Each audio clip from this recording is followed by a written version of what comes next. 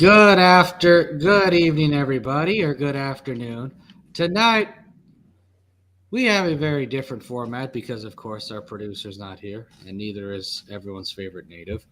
However, we do got a very special guest with us, and we do have our man JayC Bellic with us too. And of course, we have our very special guest, former congressional candidate. I can't believe we can say that. Yeah. I've got it on my resume. Congressional candidate and someone who has been researching this very topic, well, the thing related to this very topic for a long time, Miss Danielle St. John. Hello.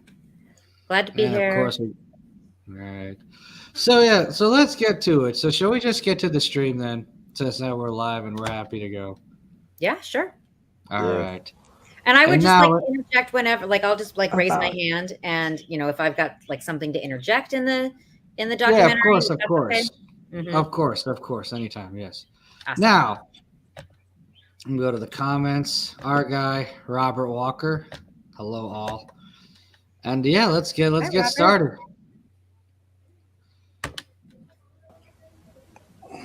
Adults molesting them. Their world to them is safe until somebody shows them differently. And then someone comes along and steals their innocence. Mine was stolen in the home. But now, on the streets, they're not safe.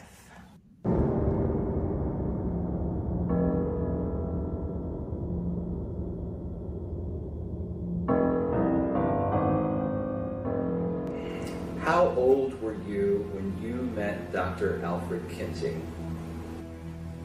It was probably in 1943 or so. I didn't know who he was. All I knew was that my dad was very excited about taking me there for an interview. You ask, what would the American public say if they actually understood the background to what became the sexual revolution? A sexual psychopath. Do you ever remember your father molesting you with a stopwatch? Yes. If the American public knew that Kinsey worked with a Nazi pedophile and encouraged his rapes of children and possibly even and eventually the murder of this one little girl. You and I are going to be doing some experiments. This man was the singularly most important individual in the decriminalization of every single law that we had ever had that protected women and children.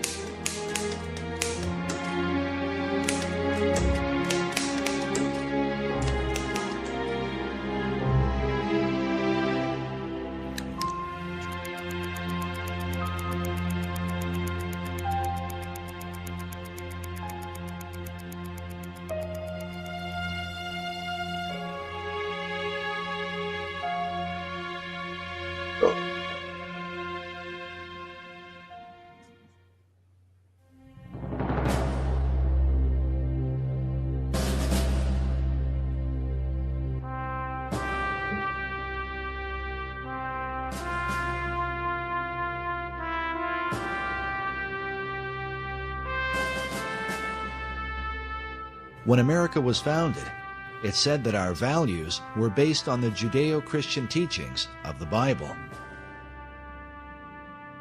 Andrew Jackson once said, "That book is the rock on which our republic rests." But through the 20th century, the view of America as a Christian nation has been hotly debated. Whatever we once were, we are no longer a Christian nation. This nation was founded primarily on Christian principles. Which claim should Americans believe? And by what standard do we determine the moral compass for what is right and wrong in our society? George Washington, in his inaugural address of 1789, said, "The propitious smiles of heaven cannot be expected on a nation that disregards the eternal rules of order and right, which heaven itself has ordained." Among our once traditional values was the protection of women and children, once considered a sacred duty among all men. But now, under the guise of so-called liberty, the care of our most vulnerable has been compromised. We can only wonder what the father of our country might say if he could see what is happening to the children of America today and the reasons behind it.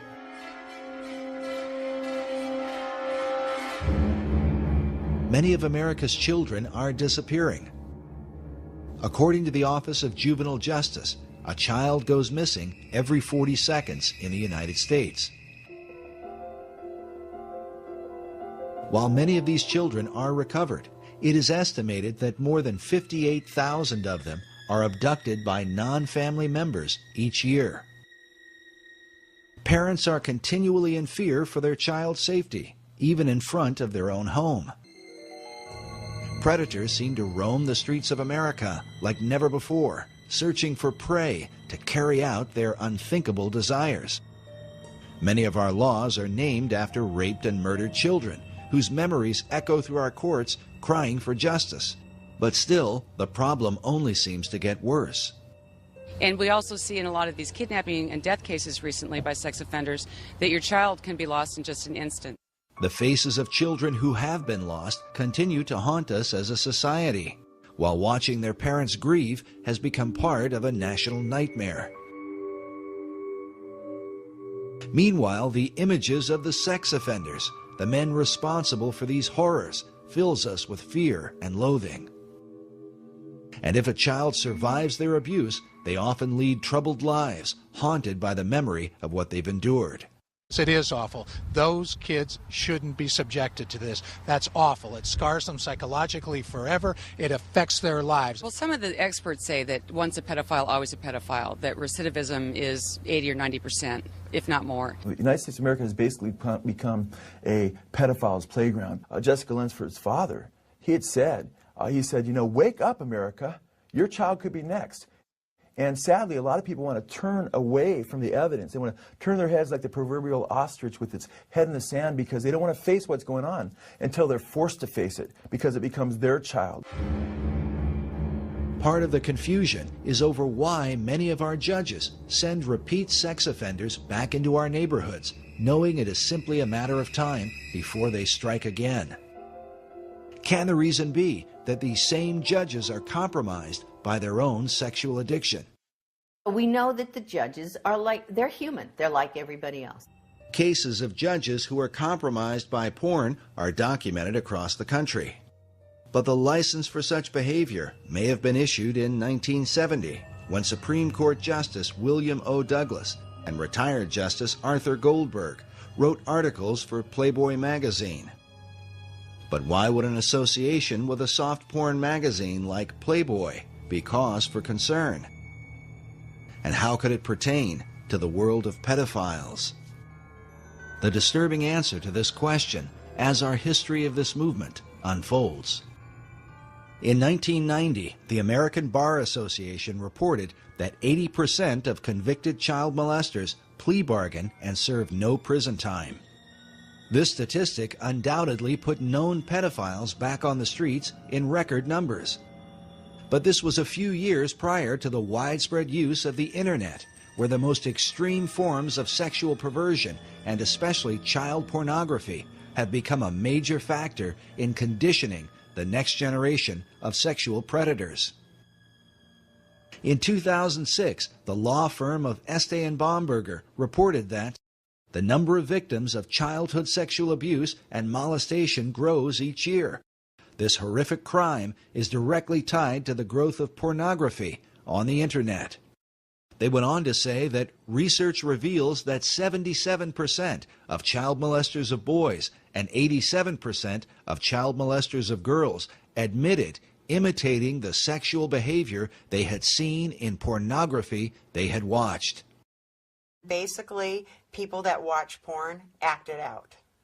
And so with the pedophilia, sure, people are going to see it and they're going to act it out. Because of the huge impact that the porn industry has had, conservative estimates say the highest service revenue on the internet, over $3 billion a year in income just on internet porn. And those are very conservative figures. I'm sure they're much higher, with between 500 and 700 new sites coming on a day on the internet. The increase in child sexual abuse cannot be denied. We are massacring our children. It is a holocaust against our children. I've prosecuted murders, I've prosecuted child molesters, and I'll tell you, I get more up in the air when I was prosecuting about the child molester than the murder. I'm not condoning murder, it's not the right thing to do, but it's over. The person's gone, sad. But that poor little boy or girl, they're messed up for life. I mean, they're going to be carrying that baggage forever, and we as a society better start addressing that.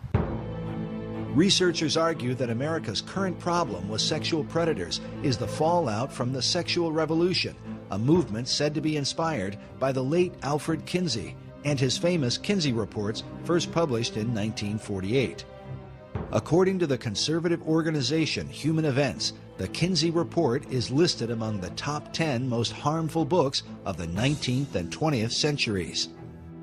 Number 1 on their list was the Communist Manifesto that inspired the deaths of more than 100 million people in the 20th century alone. Adolf Hitler's Mein Kampf that helped to bring about the Holocaust was listed at number 2, while the quotations from Chairman Mao, who founded Communist China, was number 3. At number 4, as the first American title on the list, was the Kinsey Reports. Sexual behavior in the human male, followed by sexual behavior in the human female, which, when first released, was likened to dropping an atom bomb on American society. In 1989, a report from the National Research Council published a statement that American society can be divided into 2 categories, the pre-Kinsey and post-Kinsey eras. How could one man's influence come to define our culture and produce what some consider the most harmful book in American history? It would find its way into every aspect of our decision-making in our lives. Dr. Judith Reisman is renowned for her expertise on the damaging influence of pornography. She has testified repeatedly before the U.S. Congress. Her research has been used by the FBI and by governments throughout the Western world when determining their policies on obscenity. She is author of the book, Kinsey, Crimes and Consequences, in which she details the devastating impact of Alfred Kinsey in America, an influence she believes is behind the growing number of sexual predators who seem to come from all walks of life. Teachers, doctors, lawyers, judges, people are being caught right and left, sacrificing their lives and their families' lives to their addictions to child pornography. How do you think it happened? It did not start today. It started back with Kinsey, and who then kicked off what has become today's horror show. Child sexual abuse, rape, torture. People say, well, you can't track that all to Kinsey. Well, you can track enough of it to make an awfully frightening case. While Dr. Reisman's view may seem extreme, her evidence is disturbing, the results of which are so often reported in our nightly news. 35-year-old convicted sex offender Bradley Meinhardt was sentenced to just 1 to 3 years in prison for sexually assaulting a 12-year-old girl in East Penn, and the guy had a prior. Here's the suspect right here, Joseph Edward Duncan. He has a long history of sexual aggression. Here's Larry Don McQuaid, the 41-year-old former school bus driver who's confessed to sexually abusing more than 200 children. I was able to manipulate parents and children alike, that I was such a nice guy that I wouldn't do something as wrong and disgusting and as that. I consider myself a demon. It's too dangerous for me to be on the street. Should he be released? We tried to protest parole. Unfortunately, as I said, the statute requires his release. I didn't know that the average sex offender predator molests 100 children. I mean, that just makes my outrage even more. For years, Americans have wondered why repeat sex offenders so often receive light prison sentences only to be released back into society. According to Dr. Reisman, the answer is Alfred Kinsey. The laws were changed based upon his fraudulent data, and he was directly involved in those changes. Kinsey went state by state. I have his testimony in California in 1949, telling a committee that was about to toughen the sex laws and toughen up about the laws to protect children because there'd been a murder of 2 little girls. He goes to California to testify in 1949 that you should release everybody, that pedophiles and pederasts did not repeat their crimes, that parole was absolutely critical, that would reduce our sex crimes. The committee believes him. They reduce all of our sex crimes. They parole people, and they haven't stopped. When the Kinsey report was first released, the famous ACLU lawyer, Morris Ernst, wrote that virtually every page of the Kinsey report touches on the legal code. He told the legal profession that no bar association, law school journal, or lawyers' committee can consider sex laws without the Kinsey study. According to Westlaw, the most widely used legal database, between the years 1982 to 2000, there were approximately 650 citations to Alfred Kinsey. The model penal code that was adopted just after 1955 was based on Kinsey's research. This is a flow chart I put together to describe how the Kinsey research gutted American laws. Through the American Law Institute, ALI, the American Law Institute Model Penal Code, 1955. That was where protections were then removed for women and children from American law system. The U.S. justice system from 1948 to today, that's what this is about. After publishing his reports, Kinsey traveled the country, giving lectures at universities and testifying before lawmakers. He was received as the leading scientific expert in the world on human sexuality. In particular, he discussed laws concerning sex offenders and the education of children. Of children, he said 100% of are orgasmic from birth. Therefore, children can benefit from sex with adults and even incest, which is illegal. So we need to lower the age of consent. He was working toward making everything legal, but that's all right. Children need early explicit school sex education since they're sexual from birth, which was illegal at the time. Now it's everywhere. They need masturbation and hetero and homosexual acts to be taught to them, which was illegal, and now it's being taught. And about parole, Kinsey said that sex offenders rarely repeat sex crimes. Therefore, all sex offenders should be paroled, which is exactly what started to take place. Part of Kinsey's defense of pedophiles was that children were not really harmed by sexual contact with adults. Therefore, it made no sense to incarcerate pedophiles for lengthy prison terms. 1950, Rockefeller funded the American Law Institute Model Penal Code. 1952, a Harvard Law Review called for a code to change our sex laws in accordance with what Kinsey had objectively found. And then in 1955, the code was created and sent out to all legislators in the country via these important people, judge, lawyers, sociologists, lawyers, and so forth. And from there, that went, the ALI model.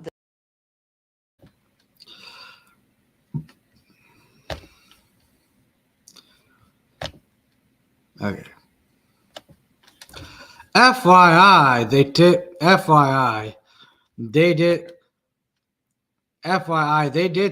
did make a movie about Kinsey starring, of course, Tom Hanks. I just wanted to share that thought out because, hey, everyone loves those fun facts, right? Fucking Tom Hanks. So gross. All right, Danielle. So, so what do you think of the documentary so far? Okay, I can hardly hear it. Check the microphone. Is that better?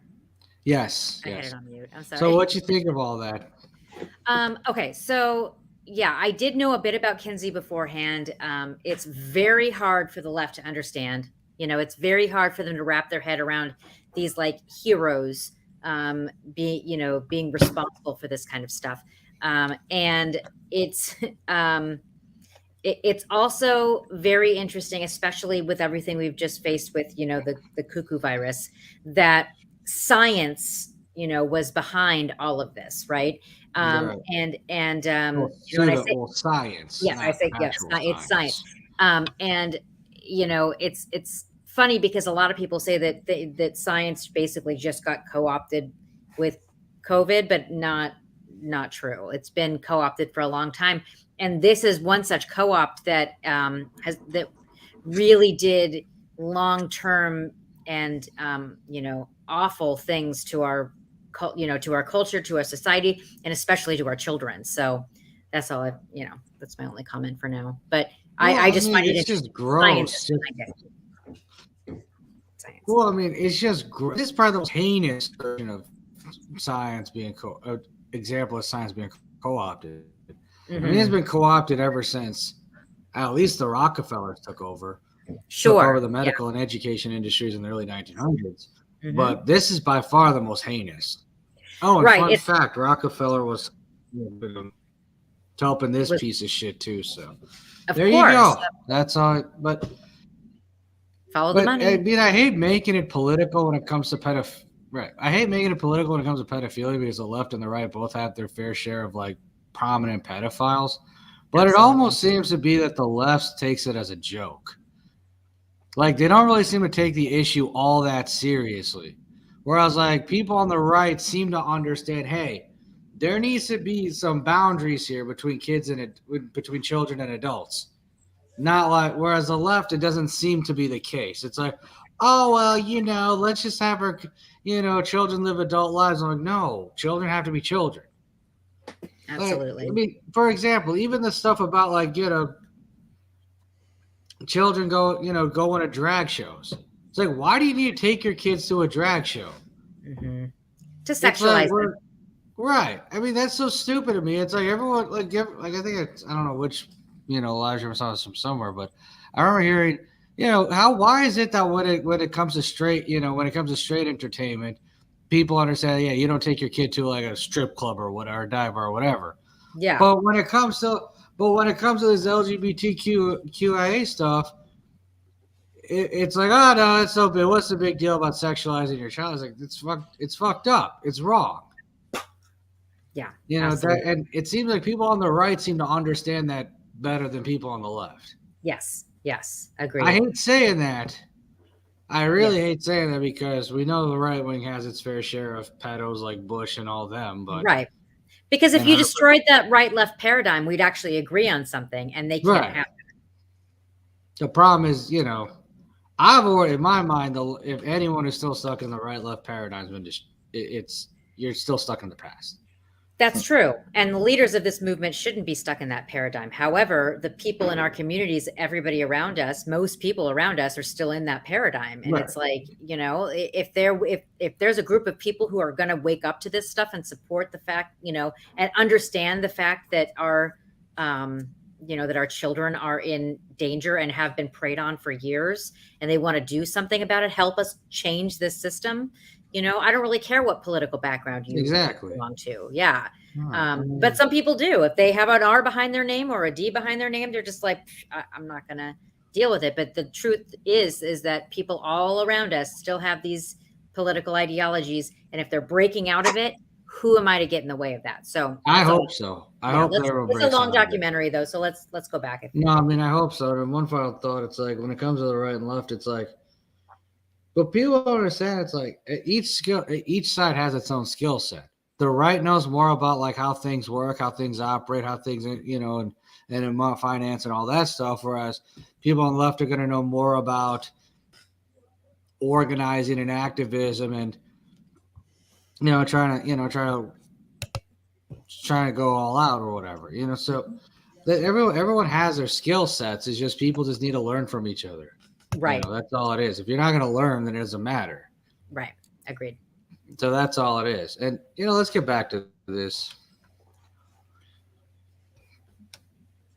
documentary. First, good evening, Happy. Our guy, Happy Cannibals here. So. The country, in part beginning in 1956, here and moving on to Illinois, to Minnesota and so forth, and all other states of the Union. As Dr. Reisman noted, the Model Penal Code was financed by the Rockefeller Foundation. Not coincidentally, the Rockefeller Foundation also financed the research of Alfred Kinsey. In the 1950s, a congressional committee was formed under Congressman B. Carroll Reese to investigate the influence of the large tax-exempt foundations, including Rockefeller. There was a huge concern at the time in the 1950s that the foundations were now being run by people with a strikingly strident a libertarian or liberal agenda, which resisted and resented the Judeo-Christian way of life. The late Norman Dodd was the director of research for the Reese Committee. In an interview recorded shortly before his death, Dodd stated that part of what the committee had learned was that the objective of the great foundations was to remove America from the values on which she was built, and to do so through the education system. What we had uncovered was the determination of these large endowed foundations, this Carnegie Endowment story and the Ford Foundation and the Guggenheim and the Rockefeller Foundation, all working in harmony toward the control of education in the United States. Dodd's testimony becomes an important issue when considering the direct impact of Kinsey's research on sex education in America. While the Reese Committee investigated many programs funded by the foundations, when it came to Kinsey's research, they were vehemently opposed by the late Congressman Wayne Hayes. That's established quite well in Renee Wormser's book on foundations, their power and influence, a book that no American who wants to understand what happened to our country should be without. Renee Wormser was the lawyer for the Reese Committee. In his book, Wormser writes that the committee had dug up some significant material about foundation support of the Kinsey projects. This brought Mr. Hayes into a steaming rage, he says, and he asked to see our entire Kinsey file. It was produced for him, and he angrily declared to Mr. Dodd that we were to go no further with this particular investigation, contending that every member of Congress would be against our doing so. Mr. Hayes stated emphatically to Mr. Dodd that he would oppose any further appropriation to our committee unless the Kinsey investigation were dropped. Wormser writes that as a result, the valuable material in our Kinsey file never saw the light of day. What was it in the Kinsey file that provoked such a response from a U.S. congressman? As we move forward, consider that the Kinsey data was partly paid for by the American taxpayers, who continue to fund the Kinsey Institute to this day. There's more going on in that institute. They have covered up so much. Some believe that if Kinsey's research had been exposed in the 1950s, the information might have sparked a second American Revolution. What was in the Kinsey file, and does that information continue to influence or even haunt America?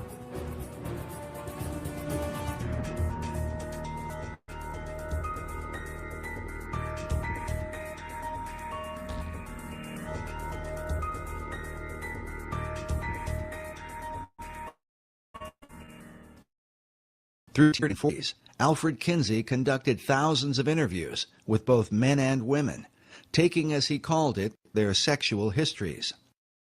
The purpose of his study was to discover the average man and woman in America.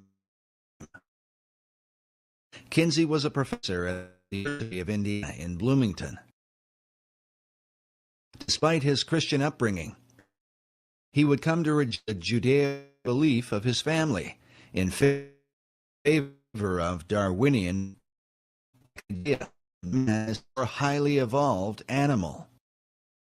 There's a while I do silly, although lots of people hate to admit that. Kinsey's expertise had been the study of the gall wasp.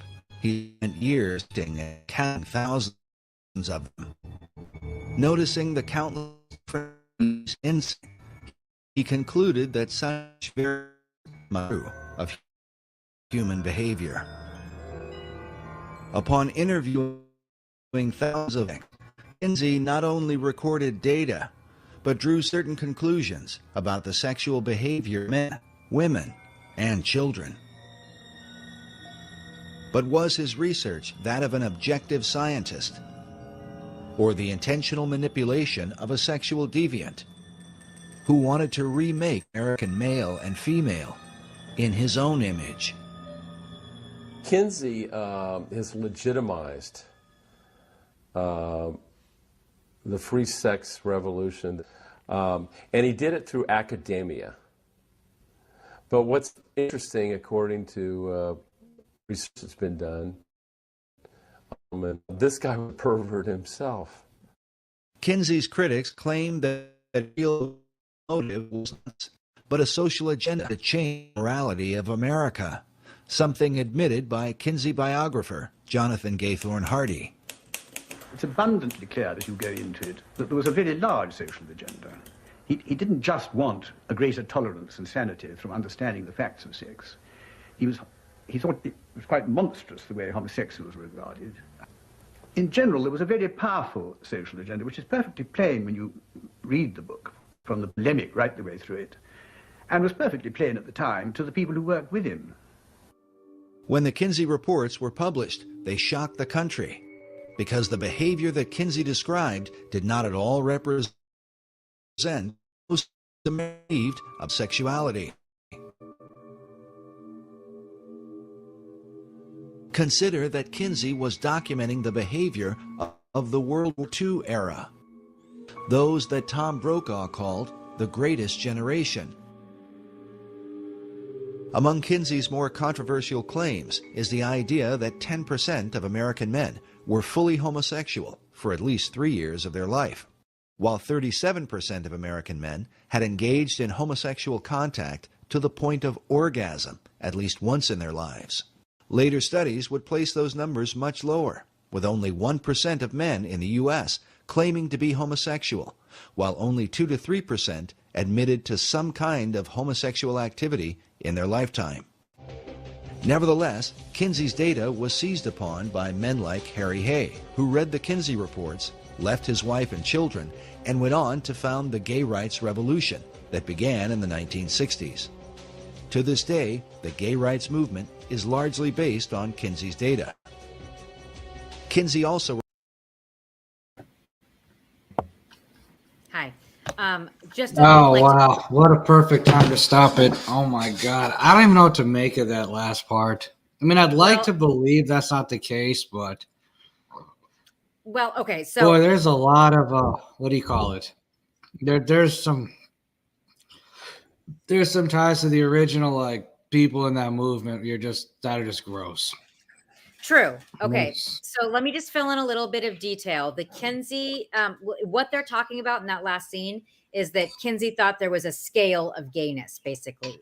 Like I forget exactly what it's like, a 1 to 5 or a 0 to 5 or something like that. And basically what he concluded is that there's very few people who are a 1, and then there's very totally straight, and very few people that are a 5 totally gay. Right. But and I'm not making excuses for him, because obviously that information was extrapolated and taken to some very perverted places. Right. But especially when you factor in that I personally believe that gender identity and sexual identity should be counted as 2 different things. Right. Like I never, if my son, wore my heels one time when he was, 2 years old, I wasn't going to freak out and tell him that he's wrong and dirty and all of these things. If my daughter wanted to play with dinosaurs, I don't really believe in those kinds of gender roles. Right. And I don't believe in gender reassignment surgeries or anything like that, because ultimately that goes down to your sex. Right. Yeah. Like that's a scientific thing versus sexual orientation. Right. Children and sexual orientation should never meet. Like that's never something that should be crossed. And I also believe that, a lot of the questions and things like that Kinsey came up with to gauge this scale and gauge how people were on this scale had to do with gender identity as well as sexual orientation, right? And so, that's where the lines get really blurred. That's where people start to say, hey, maybe this is, maybe there's something to this Kinsey stuff, right? But the extrapolation of taking, gender roles and, possibly saying that, that everybody has some masculine qualities and everybody has some feminine qualities, and embracing those things turned into raping children. And that's where, like everybody needs to take a step back and realize that there, even, if there is some truth to people not believing that that they're completely have these man characteristics or female characteristics, and that maybe I should extrapolate that and take it over to sexual orientation. I really do believe that that those things should be separate. Separate. Absolutely. And I think that's where the left really gets confused, and they don't want to. They think that all of this confusion leads to this kind of really frightening, I guess, accepted truth from the left, saying that that gay people cannot be pedophiles, right? Like that, we can see it in the Boy Scouts, we can see it in the in the Catholic Church, we can see it in all of these communities, except we have to completely exclude the gay community from being pedophiles because it could never happen in that community. Does that make sense? Like it's this weird, which is just, I know it's such a weird thing considering the fact that like pedophilia knows no gender. Like it knows no gender, and it knows no gender, knows no like sexual orientation. If someone's a pedophile, they're a pedophile. That's it. True. It doesn't matter if it's like gay pedophilia or straight pedophilia. Now I have a theory that's possibly controversial, but but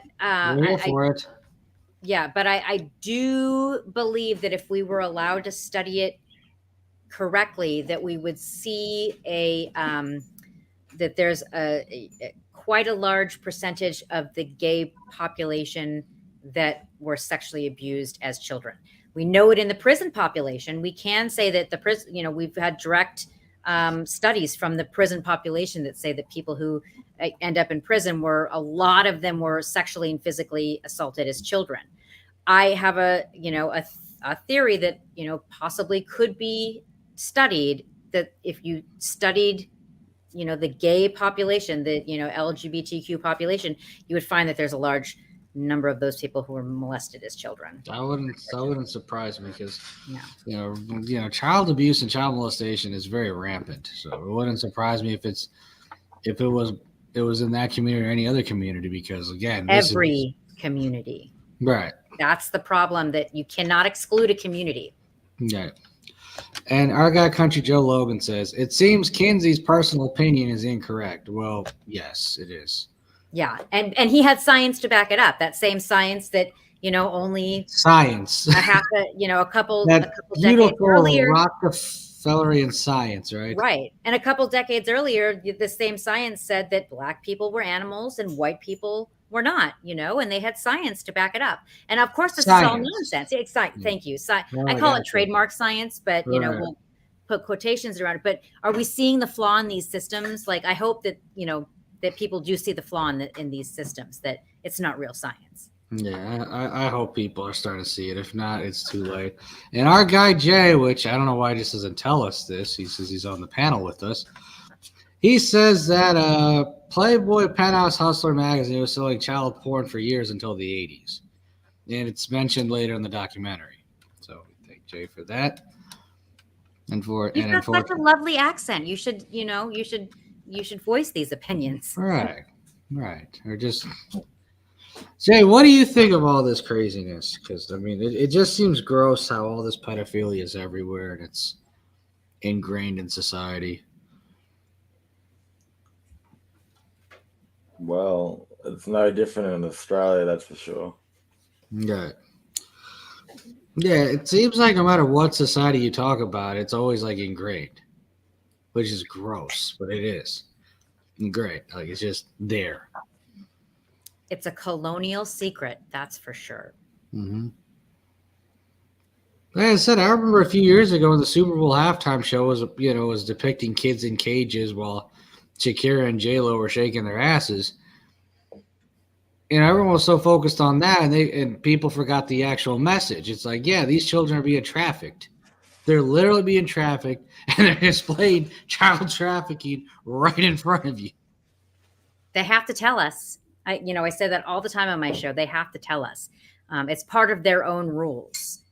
This colonial secret is that they have to tell us what they're doing. Most people just aren't paying attention. Right. I mean, even look at the halftime show and the show at the Grammys. There are people dressed up as what do you call it? As like blood clots and hazmat suits. It's like they have to tell us. It's right there. It's really kind of funny if you look at it. It's like I feel like I'm on an inside joke. Right, especially with Rihanna's halftime show. I'm just looking at it like, really? You have to tell us this during the game? Really? You're telling us this during the game? All the dancers in hazmat suits. She's dressed up as a fucking blood clot, literally. It's so sad. And you're just like, what the fuck? It's just like we've gotten to the point where our entertainment's not even entertainment anymore. It's always got to be some message being told that's just gross. Yeah, and that message is gross. And it's so right on when they're talking about the indoctrination that goes along with it, because that's how they the youth go through this.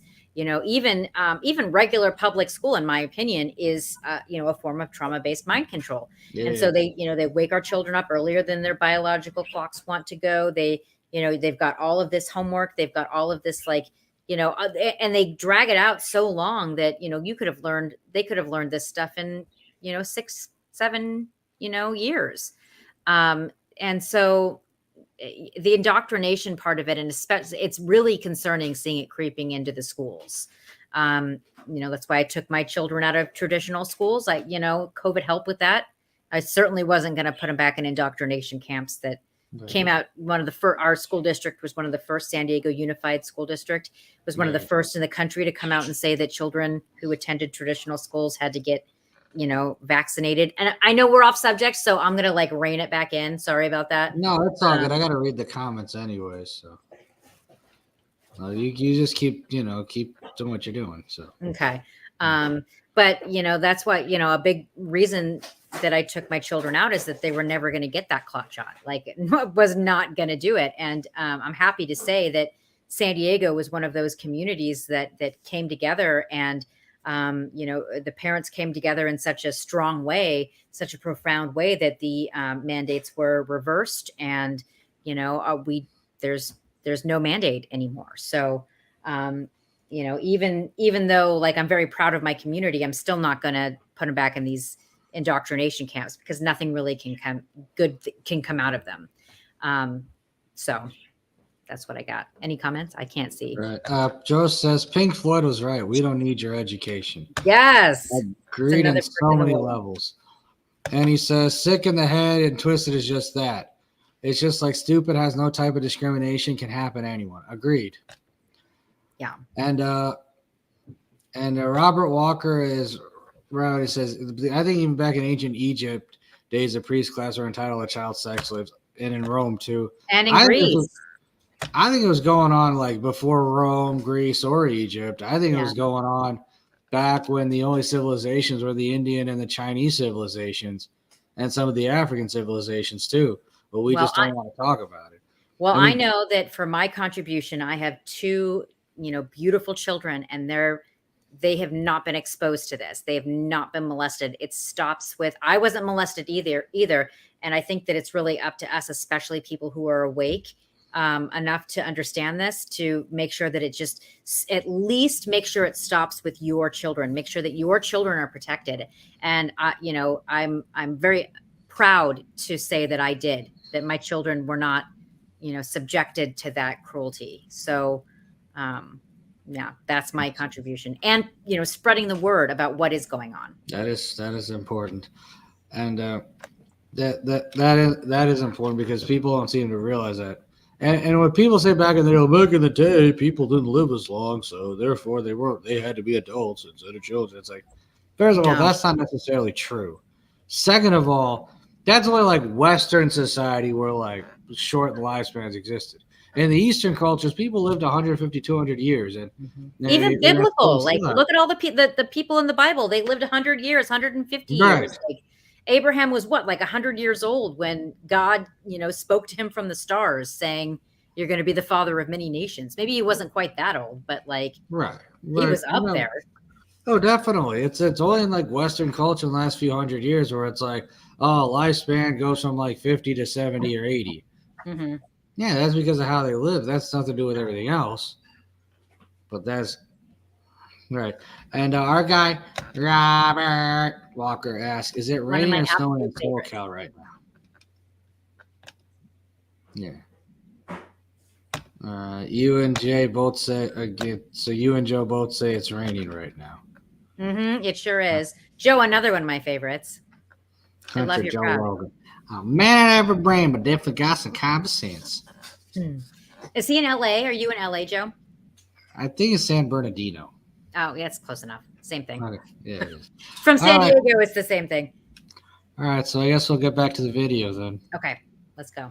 Alrighty. Oh, one question. How do I close my picture without like having to jump back in through? It's supposed to say like stop. It's supposed to say like stop mic and. Yeah, like here. Let's see. Oh, I think I did it. There you go. That's how you do it. See? Yay. Okay. Supposed to say stop cam, and that's it. And enjoy this movie. Well, learn from it. I'm not sure you should. Enjoy is the right word. All right, here we go. Reported high levels of premarital sex, claiming that 69% of American men had visited prostitutes and that 50% of married men were guilty of adultery. Again, a later study done as early as 1960 by Phyllis and Eberhard Kronhausen would find that the levels of sexual promiscuity among males were much lower than Kinsey had reported. According to his fellow researchers, the reason for this dramatic difference is because Kinsey manipulated the data, including men from America's prisons, as part of the regular male population. He wrote that he found 1,300 to 1,400 sex offenders that he used as his normal male population. What? In addition to the convicted sex offenders, Kinsey included regular prisoners who were serving time for other offenses, along with 199 sexual psychopaths, all mixed together as part of the regular male population and presented to the American people as the average American male.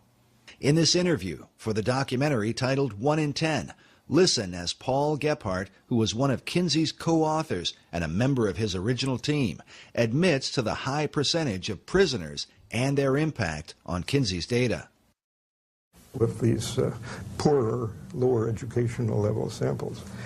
And when I say poorer, they had, for example, 55% were prison. 55% were prison.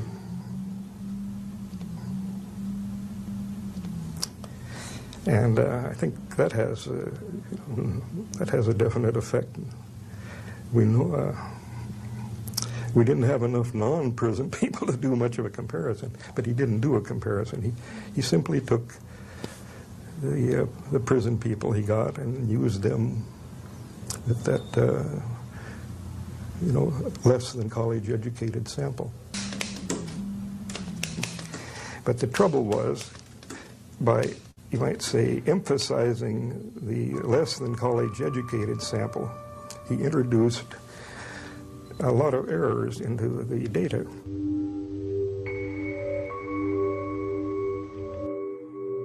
With America's prison population presented as the average male, is it any wonder that laws would be changed to accommodate sexual predators, while failing to protect women and children. To create high levels of homosexual activity, Kinsley also went into Chicago's underground, into gay bars and homosexual bathhouses, and incorporated the radically gay population into his regular male data, along with bootleggers, gamblers, male prostitutes, ne'er-do-wells, pimps, thieves, and hold-up men. All this according to his own report. Kinsley used similar tactics to redefine the average American female. They use this picture all the time to try and show the American public that they were interviewing average American women, all right? Except that this was their secretary, okay? This is a secretary at the Kinsley Institute, and they would always label her as though she was just some average American woman. Sometimes they put Kinsley in the picture interviewing her, and sometimes they put him. And now, after I exposed that in one of my books, the Kinsley Institute has now admitted on its website, you know, they give the name of her so it doesn't look as though they're trying to phony the thing. To create high levels of female promiscuity among American wives, Kinsley redefined married women to include any woman that had lived with a man for at least a year, a broad description that could include prostitutes who had lived with their pimps. In fact, prostitutes were a subculture that Kinsley specifically sought out, mixing them in with the regular female population. As a result, Kinsley's report stated that some 50% of American women engaged in premarital sex, while 26% of married women were supposedly involved in adultery. Kinsley went on to report that an incredible 87% of unmarried women were having abortions, while 25% of married wives were also aborting. It was these high percentages, shocking even by today's standards, that would help to legalize abortion in the years that would follow. For decades, Dr. Judith Reisman has argued against what is often referred to as Kinsley's junk science because of its dramatic and devastating impact on American law and society. Corrections starts to enact all of this into corrections decisions, and the legal profession and law schools now Kinsley would be taught as part of the legal structure via the American Law Institute Model Penal Code. That ferrets out into the private and public education, becomes our sex education, is in our American Law Review journals. It's found in parole through corrections, state and local, and criminal, civil, family, and juvenile justice. And expert witnesses then from the sex world begin to inform this whole structure. Ladies and gentlemen, we have had a real dirty deal. We have, as that FBI agent said to me, the head of the FBI Behavioral Science Unit, after he saw my work on Kinsley and on Playboy, he said to his sons, "Guys, we have been conned." Dr. Reisman is not alone in her conclusions, nor was she the first to discover these things. As Reese Committee lawyer Renee Wormser states in his book, the much-publicized Kinsley studies base an advocacy of criminal and social reform on the very unscientific material which Dr. Kinsley had collected. Wormser went on to cite psychiatric historian Albert Deutsch, who said of the Kinsley reports that so startling are its revelations, so contrary to what civilized man has been taught, that they would be unbelievable but for the impressive weight of the scientific agencies backing the survey. Wormser comments saying, "Note how impressive is the word scientific and how false." But he goes on to suggest even more, revealing that, according to the Reese Committee, the postmodern thinking in America today is no mere accident, but has been intentionally created by the elite foundations as part of a greater agenda, one in which the work of Kinsley plays no small part. The Reese Committee wrote that it seems to this committee that there is a strong tendency on the part of many of the social scientists whose research is favored by the major foundations toward the concept that there are no absolutes, that everything, including basic moral law, is subject to change, however fundamental it may have been deemed to be under our Judeo-Christian moral system. The puerile doctrine that change is always necessary has led many of these scientists to believe that there are no longer any inalienable rights. They deem themselves justified, with the support of foundation grants, to label their prejudices as truth and to experiment with society.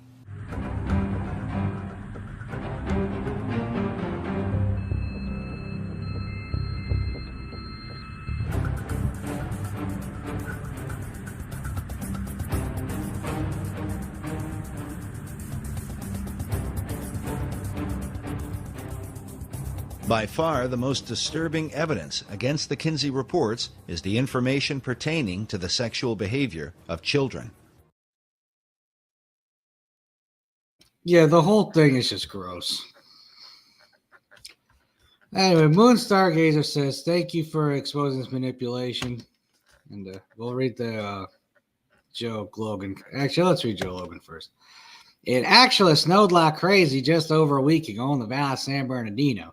Never happens. Some flurries rarely, but not like that. The day before, we had a serious sleet storm. So I just want to get those out there. Danielle, you're a microphone? I think it's contrails. Yeah, something like that at this point. Chemtrails. It's got to be the contrails right now. We watch them. They it's funny even now, like with Southern California, they're saying yesterday I was listening to the radio and they were like, we're still waiting on the National Weather Service to tell us if it's going to rain or not. It's like, what do you mean? Like, you mean to see if the chemtrails took? Because they've been spraying the shit out of us, which is probably another part of, of this kind of science. That it all stems from the NASA or the Nazi Operation Paperclip Nazis who came in and took over all of this research. And you know what? I think that we would do ourselves a disservice if we did not recognize and respect what these evil people have done to us and have been able to do to us to get us to consent to all of this time. I think we would be doing ourselves and our movement a disservice by not respecting the kind of time and effort they've put into understanding and manipulating us. Oh yeah, I mean, as our guy Mike John would always say, it's always good to learn from your enemies. Yes, absolutely. We're at war with these people. All right. And our guy Joe Logan says everything the corporation does is psyop and designed to keep us from paying attention to the serious bad things they're doing. Of course. So what did you want to talk about in regards to the video? Because you said you wanted to interject on some other stuff in regards to it. So, well, that was kind of what I was saying is that, just the indoctrination and the fact that they're again hiding behind science. They just keep hiding behind the science. The science, right? Yeah, the science. Yeah. And I think that, it's just to drive that point home again. It's like the money, the co-opting of this, wonderful thing, science. I'm certainly not a science denier. I just really think that we need to understand that, that our society and culture and way of life has been co-opted to the point using these forms of authoritarian outlet, and I think that we should really understand how, that, if history doesn't, repeat itself, it sure does rhyme. Right. And so what did we just live through and how is that being used to still control the masses into breaking free from the system that does the most depraved thing to our children and uses things like science to back it up? That's all. Exactly. The whole thing is terrible. Mm-hmm. Yeah, the whole thing is. This was something noted in the 1950s by Professor Albert Hobbs, who wrote that, according to Kinsley, a child molester may have contributed favorably to a child's later sociosexual development. The child sexual data was more fully exposed by Dr. Judith Reisman in the 1980s, who brought the even more disturbing allegation that Kinsley had trained multiple pedophiles to molest children while using stopwatches to record so-called scientific data. This man, this Kinsley, had been responsible for the rapes and tortures of hundreds, actually, it looks like thousands of children. Needless to say, the Kinsey Institute today denies Dr. Reisman's allegations. They maintain that all of the child sexual data came from one man, who just happened to keep detailed scientific records of his encounters with children. This lone pedophile theory was developed by Dr. John Bancroft, who became the director of the Kinsey Institute in 1995.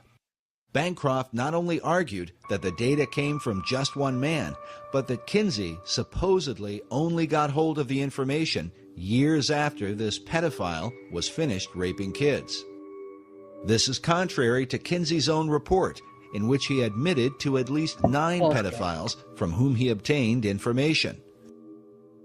But in this 1995 interview on television, Dr. Bancroft says that Kinsey only referred to 3 or 4 pedophiles, and then insists that in reality it was only 1. When questioned about the obvious inconsistency, Bancroft's argument is that Kinsey simply lied about his research. Listen now as this Canadian journalist seems to get uncomfortable during the interview. Did he make it clear in the report that the conclusions on the sexual capacity of 317 children were based solely on the evidence of one sexual criminal? No, he suggested that it may have been from 3 or 4. I don't think that is a particularly important difference. Kinsey... But isn't that conspicuously misleading? I think he was misleading. I think that he I'm sorry, you don't think policy he was misleading? Forgive me? Yes, I think he was misleading, but I don't think it was a misleading of any consequence. He was concerned about his maintaining confidentiality. Throughout his volumes, he tended to avoid drawing attention to any particular individuals. It's not significant that the conclusions of a study on the sexual responses of children come solely from a man who really has who's a deviant? Doesn't he have a skewed perception of child sexuality? Well, that was just one type of evidence.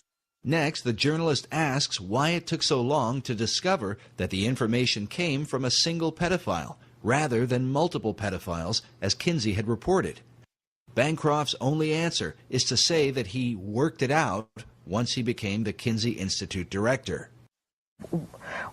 Why did it take so long to set the record straight? When I got to the Kinsey Institute and these accusations were continuing, some people were expressing, some otherwise reasonable people were beginning to worry about these accusations and saying, well, now, how is it that if he's got information from 3 or 4 men, he can standardize it in such a way that it goes into a table unless somehow or other he's trained these men to make these observations.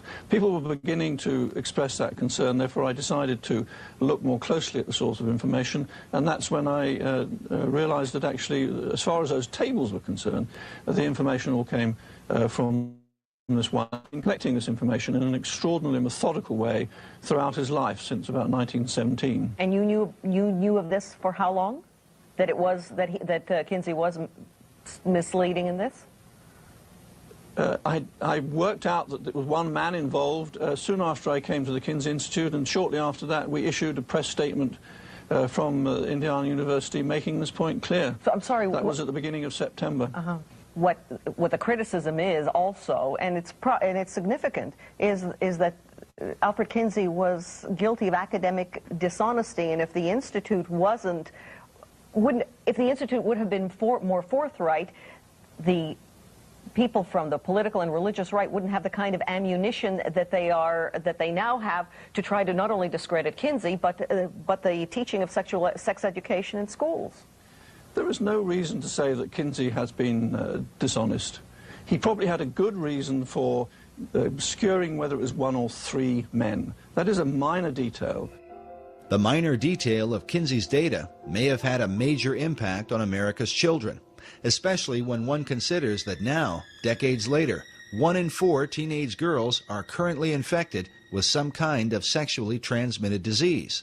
And according to the White House Office of National AIDS Policy, in the U.S., it is estimated that 2 young people aged 13 to 25 are infected with HIV each hour. Is this the devastating fruit of Kinsey's sexual revolution? Furthermore, should Americans trust information about child sexuality from child molesters who were raping kids? As Dr. Bancroft has admitted, Kinsey's pedophile data directly impacts sex education in America. The specific findings about these children are totally irrelevant to modern sex education. But where did Kinsey get his information? Did it really come from just one man? The allegedly lone pedophile that Bancroft and the Kinsey Institute point to was known as Mr. Green in Kinsey's research.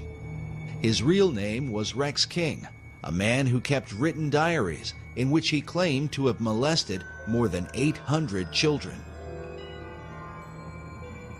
Like most pedophiles, King was never caught and never served a day in prison. The Kinsey Institute usually presents King as a man who simply kept meticulous records and mysteriously came into contact with Kinsey. This same idea was presented in the Hollywood film Kinsey, starring Liam Neeson.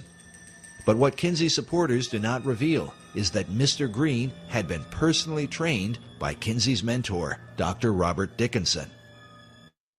Something admitted by Paul Gephardt in the 1998 British documentary, Kinsey's Pedophiles. Kinsey was told about Green by his own mentor in sex research, Dr. Robert Dickinson. Dickinson had collaborated with the pedophile for several years and taught him how to record his child abuse in scientific detail. He told him how to measure things and time things and encouraged him to, he knew he was going to do his ordinary behavior anyway. Dickinson couldn't have stopped him from being a pedophile. But he said, at least you ought to, do something scientific about it, so it won't be just your jollies, it'll be something worthwhile to science. So he gave him some training by letter and correspondence. Gephardt has also admitted that Mr. Green's child abuse data played an important role in the Kinsey Report's view of child sexuality. Gephardt said, Green contributed a fair amount to our knowledge and medicine's knowledge of sexuality in children. We made our point that children are sexual from birth. But the sexuality of these children was determined because, according to Kinsey's interpretation, the children supposedly enjoyed the molestation while it occurred. If we're talking here about science, you do not ask a rapist if his rape victim enjoyed the rape and then translate that to the American public as science. Well, nobody minds being raped. They all enjoy it. We asked these experts, and the experts have told us. The experts were the rapists. Dr. Clarence Tripp, one of Kinsey's original team members, offered this comment on Green's molestation of children. Well, here's this man with hundreds of contacts. There was never a charge against him. He was never arrested for anything. All the children thought he was wonderful. All the mothers thought he was wonderful. There are two, I suppose, lest you get contradicted, there are two instances in which a young boy or girl, I guess it was, I don't remember, didn't complain. They agreed to the sexual contact, but then they found it very painful and yelled out when it actually took place.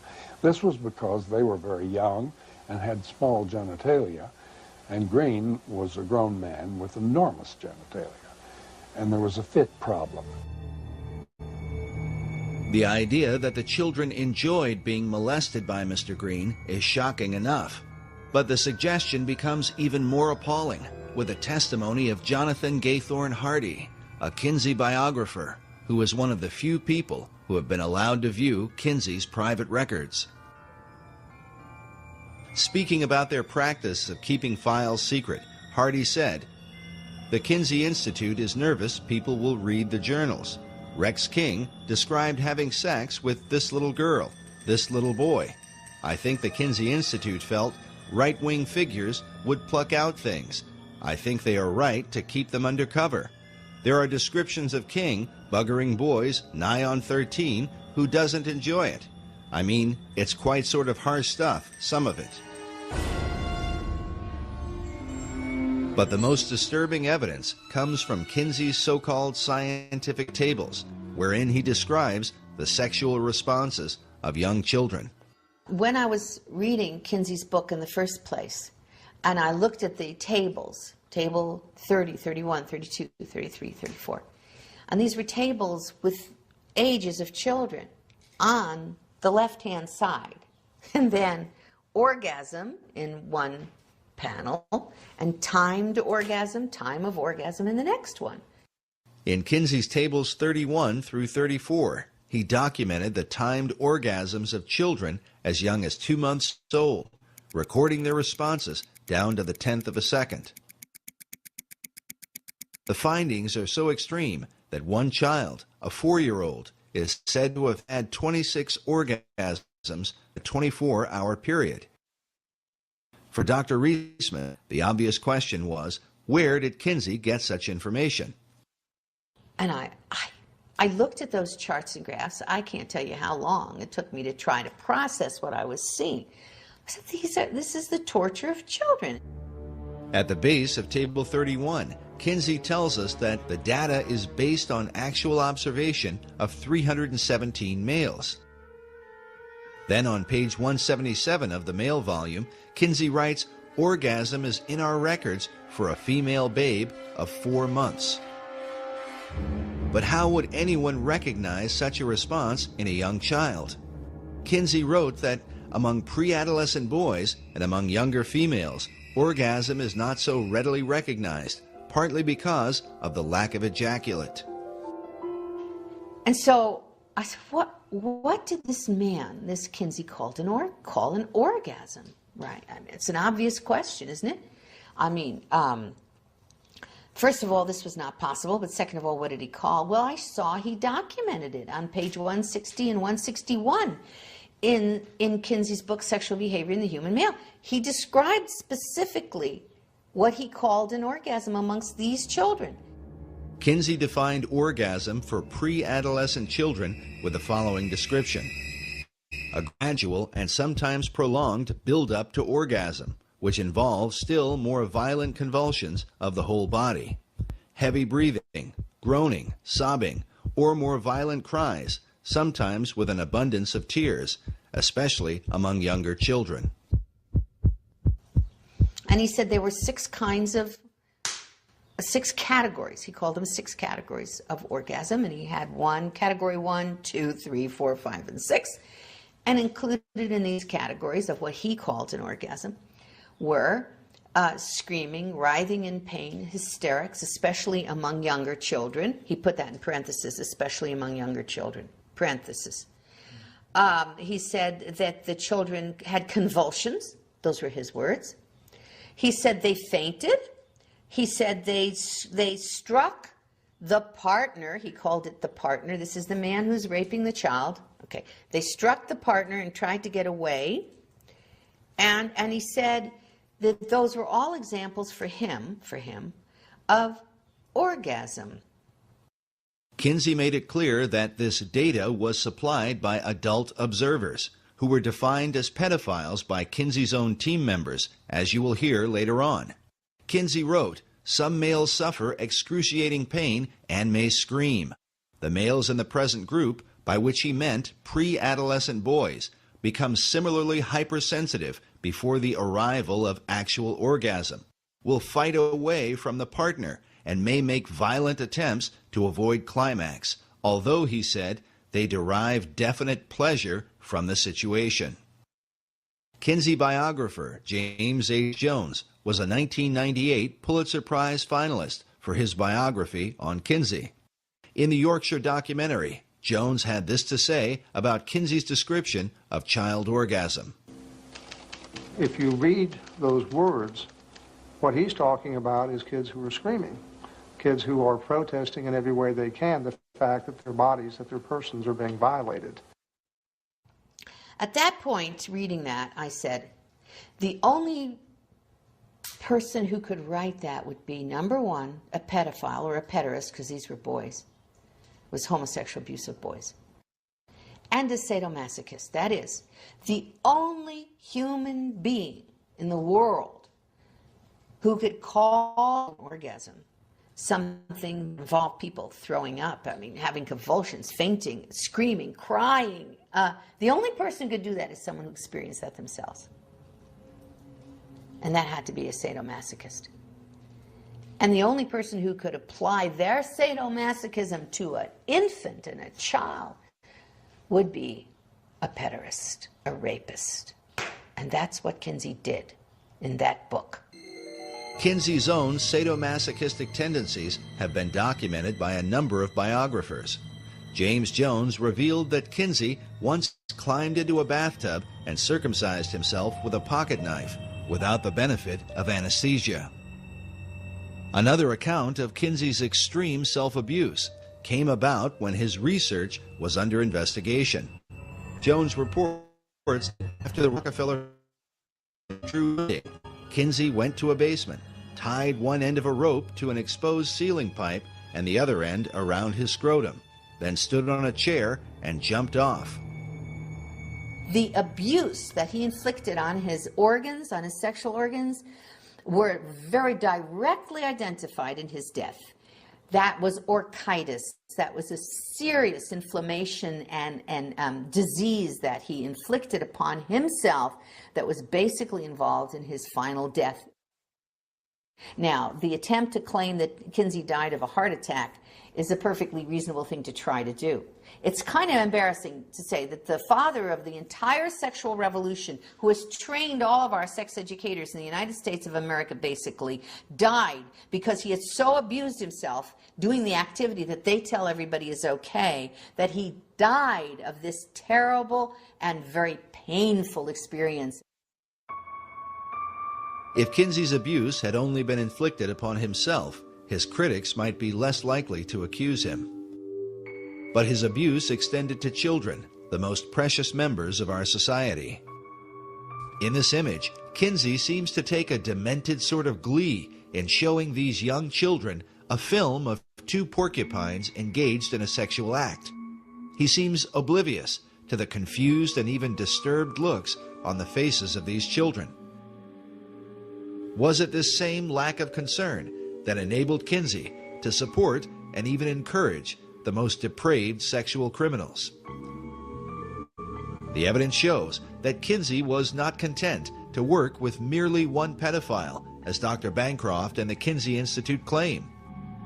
Following the example of his mentor, Dr. Robert Dickinson, Kinsey set out to train his own predators, men who would collect information about what can only be called the sexual torment of children.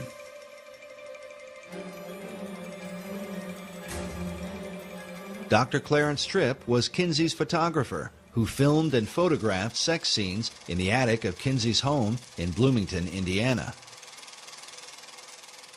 In 1990, Tripp was interviewed on The Phil Donahue Show, along with Dr. Judith Reisman, who appeared to defend her first book exposing Kinsey. Well, don't look now, but they're attacking Dr. Kinsey again. The book is titled Kinsey, Sex and Fraud, The Indoctrination of a People. During the show, as Clarence Tripp began to defend Kinsey's research, even Phil Donahue, with his liberal views on sexuality, became uneasy at some of Tripp's bizarre comments about the molestation of children. We should say that you are the author of The Homosexual Matrix, a book which got quite a positive response from... I want to agree with Reisman on one point. I think we really ought to talk about the child stuff before we mix in the right, well, make your point, homosexual stuff. You know, we really shouldn't go too fast there. We want to savor that because it is wonderful. It's so delicious what she says. I want to draw you a picture of the image. The image is that the world-famous sex researchers, or Dr. Kinsey alone, it's not quite clear, are in a room, and they hover over a young child, less than a year old, and with their fingers or a feather, that's not quite clear, they tickle the genitalia, and bring this kid to orgasm who Did I is say that? screaming and hollering and possibly held down by chains. And drugged. It's all too glorious. Well, make your point. I hope that you don't. Are you? You're being sarcastic, but I want to make sure. I didn't mean to be sarcastic. I'm more. You're saying this isn't true that Dr. Kinsey or his colleagues did not. This is the man who was with me on Donahue saying, you got to stay with this. It's delicious what she says about what they were doing to the children. Dr. Reisman refused to go on Donahue unless he would agree to show Kinsey's tables, where the child sex abuse data is presented. Despite knowing about these tables, Donahue repeatedly insisted that no proof existed of child in Kinsey's research. Nevertheless, he did show the data to his audience. Well, we're going to show. There. Now, Now, what is the point? You What is tell your me point? what is the point. 5 months old. What is it? I can hardly read it. What's next to that? Number of orgasms. Oh, number of orgasms, 3. Go down to the 4-year-old. You see the 4-year-old there? 17, yeah. There, 4-year-old, 26 orgasms in 24 hours. Tell me, Phil. Tell me, Phil. There's part of me that thinks corporate America told Phil Donahue not to say that. That he had to be like, boop, you have to say that about Kinsley, even though it's not true.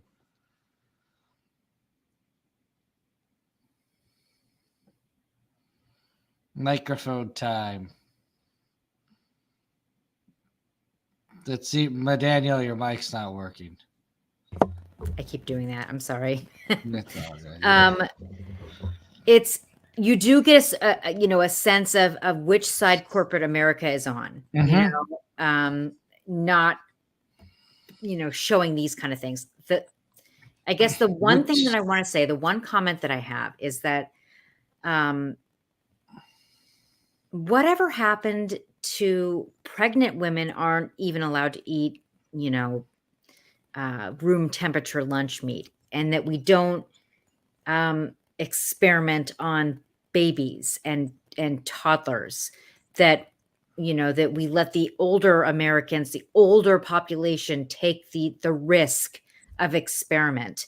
This kind of experimentation is Project Paperclip. This isn't something that we should have ever exposed our children to. It's not natural. No.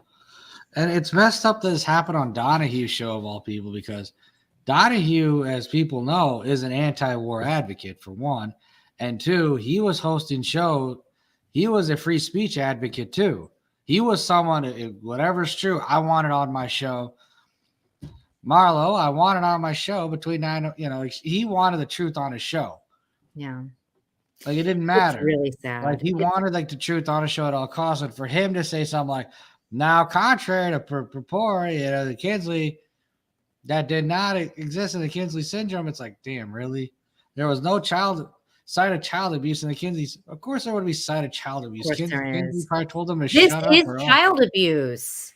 You don't touch babies' genitals. You don't rub babies' genitals. It's not. It's gross. It's not part of human nature, No, it's not.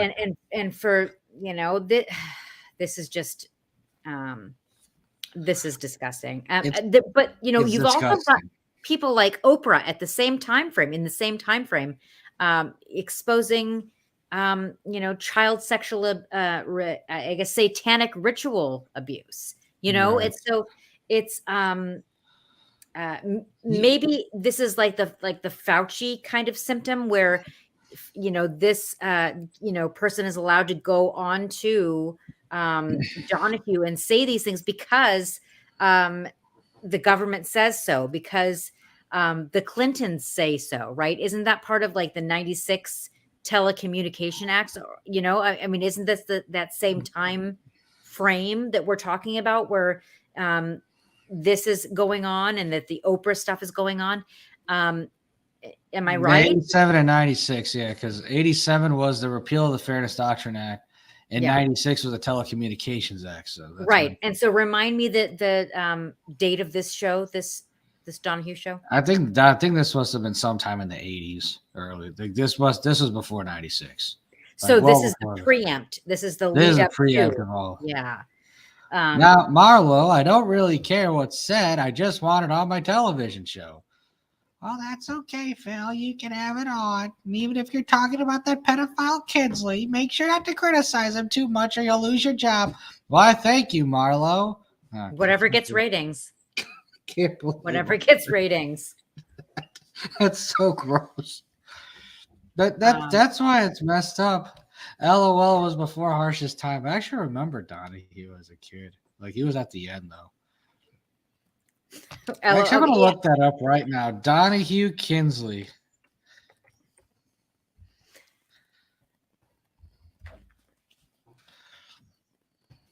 Yeah, wiki it. Yeah, Phil Donahue. I don't need you to know that.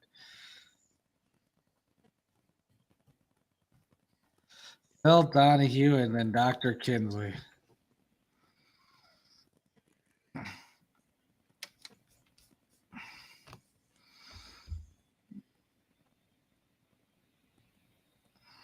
Oh, I think it was on the 1990 show. It was in 1990. So it's the lead up for sure. And I know that the Oprah was, the Oprah satanic ritual abuse episode was in the 90s too. And I think that all of it's connected. It's all leading up to what happened and their ability to suppress even more of the truth. So it's disgusting. It's gross. All right. It's a long documentary. I'll stop now. We'll watch more. Well, now I kind of want to go to this whole show to watch this for. Yeah, I do too. But the arrogance of Dr. Kinsley and sex photographer.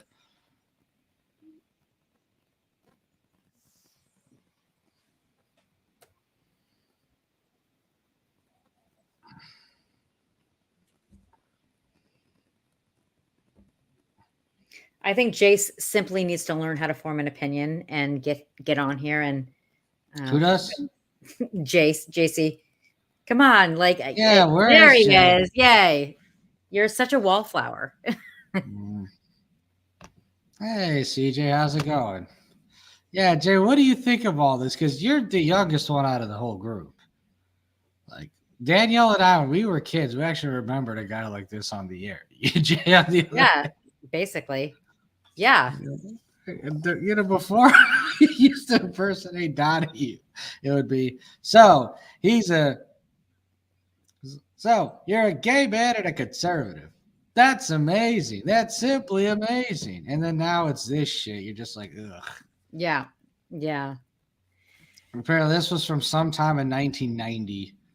That's when the show took place. Yeah. Harsh and I are both millennials. What generation? He's Gen Z-er. He's Z. Are you Z? Yeah. Link to Donahue clip from 1990.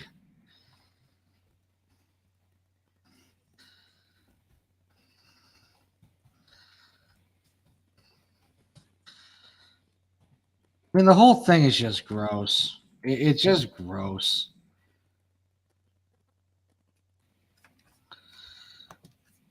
It's just gross. It's just disgusting. I don't. It is, but definitely a worthy topic. Right. I mean, it's been going on for a long time. Like Joe said, who are we kidding? It's been going on for a long time, but kids have been getting abducted for many years. Satanic rituals use kids and cats. That is sad, but sure. Jay's actually a Generation Z. What is this? We're doing a show on the Kinsley Syndrome Documentary. So there you have it. And of course, you have the two most experienced people in this topic in exposing this shit, JayC Bellic and Danielle St. John. So there you have it. Let's get back into it. Sounds good. Ladies and Tell me, Phil, does a baby sleep? Tell me if this is scientific. A baby sleeps for 8 hours? And you tell me how you get 20.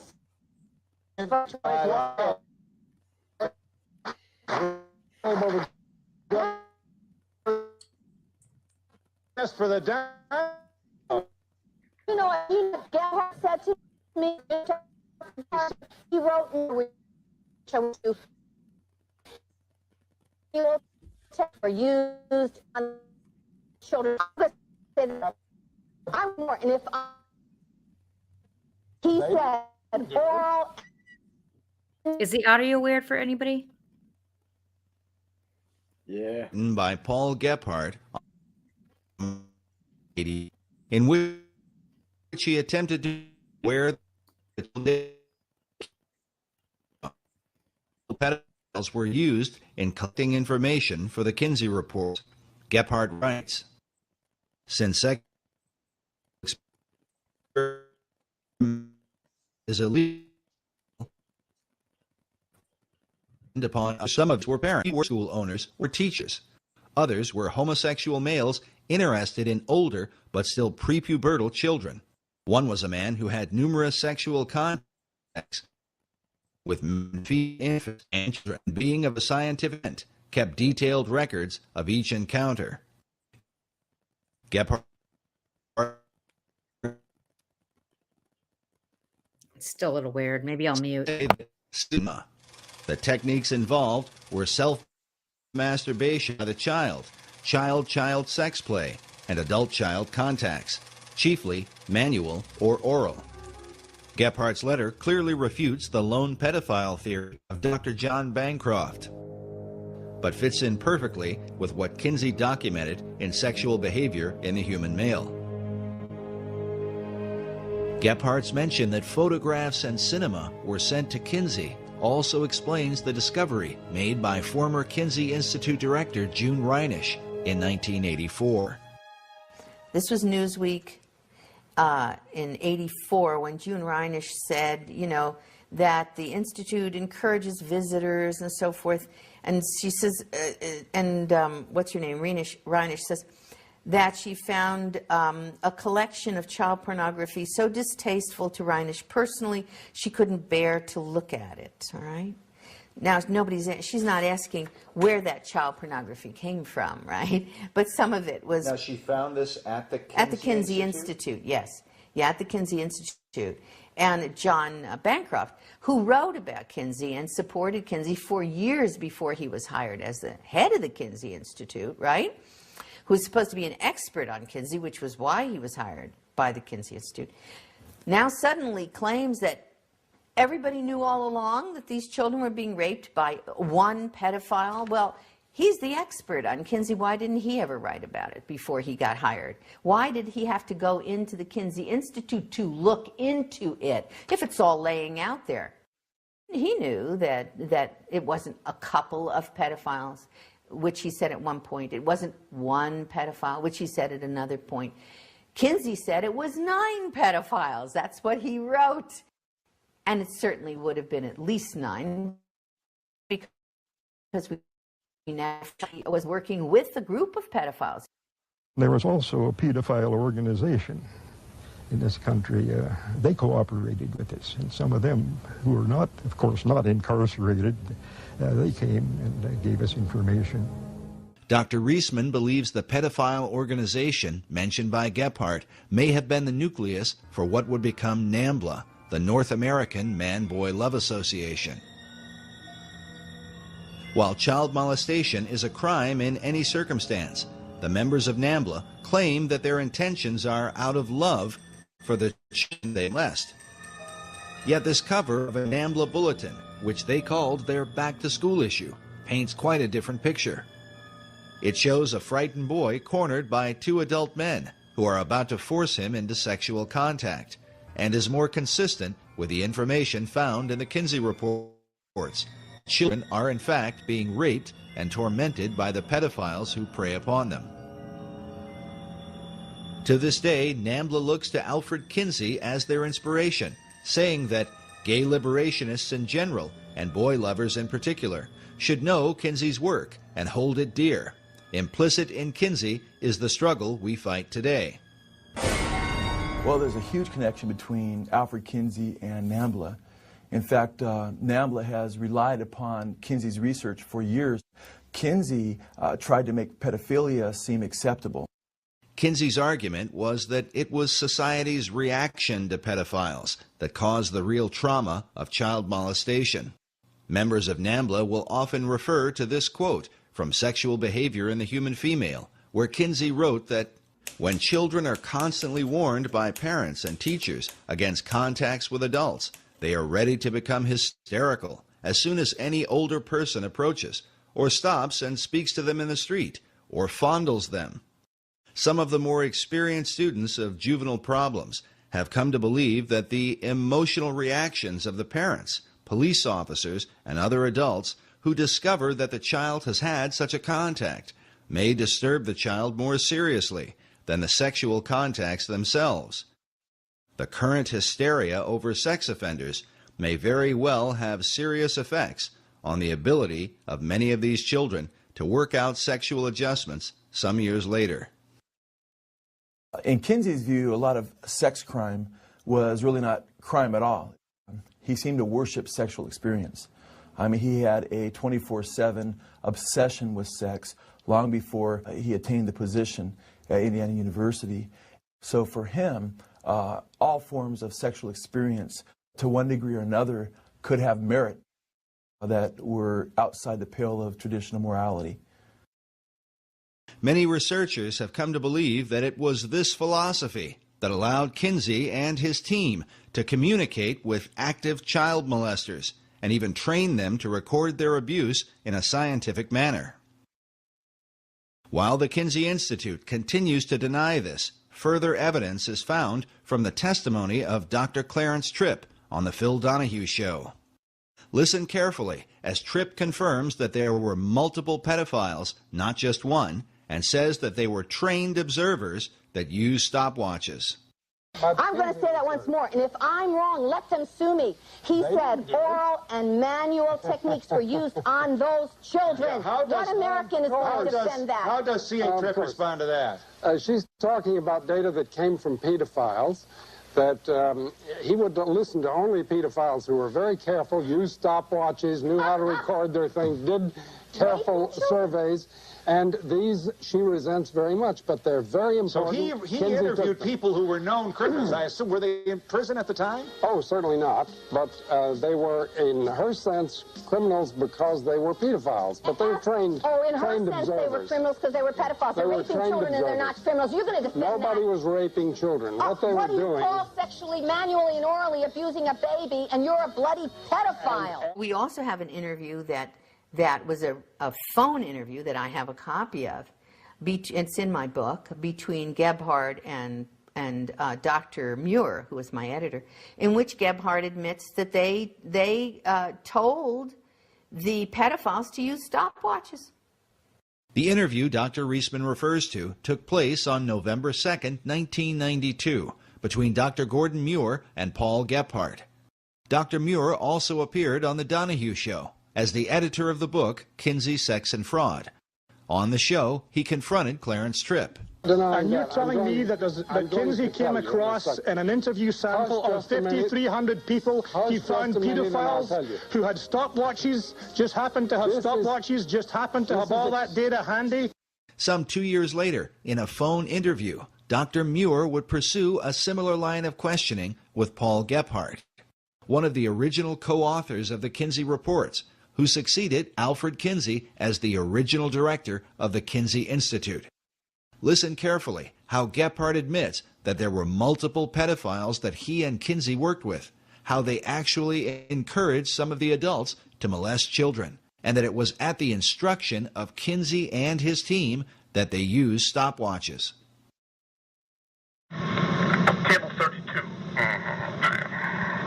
Yeah, the table's all right, but these all were done with stopwatches necessarily. It says below table 32, the legend says duration of stimulation before climax, observations timed with second-hand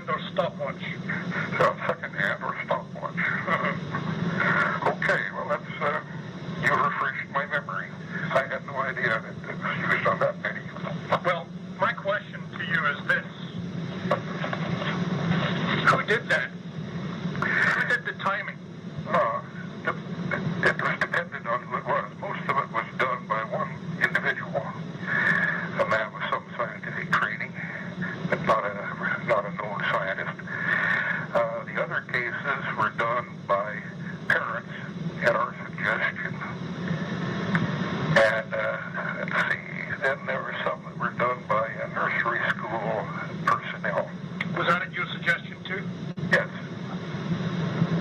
When these people would report to us they saw childhood sexual activity, we asked them to watch it and take notes, and if possible time it and report back to us.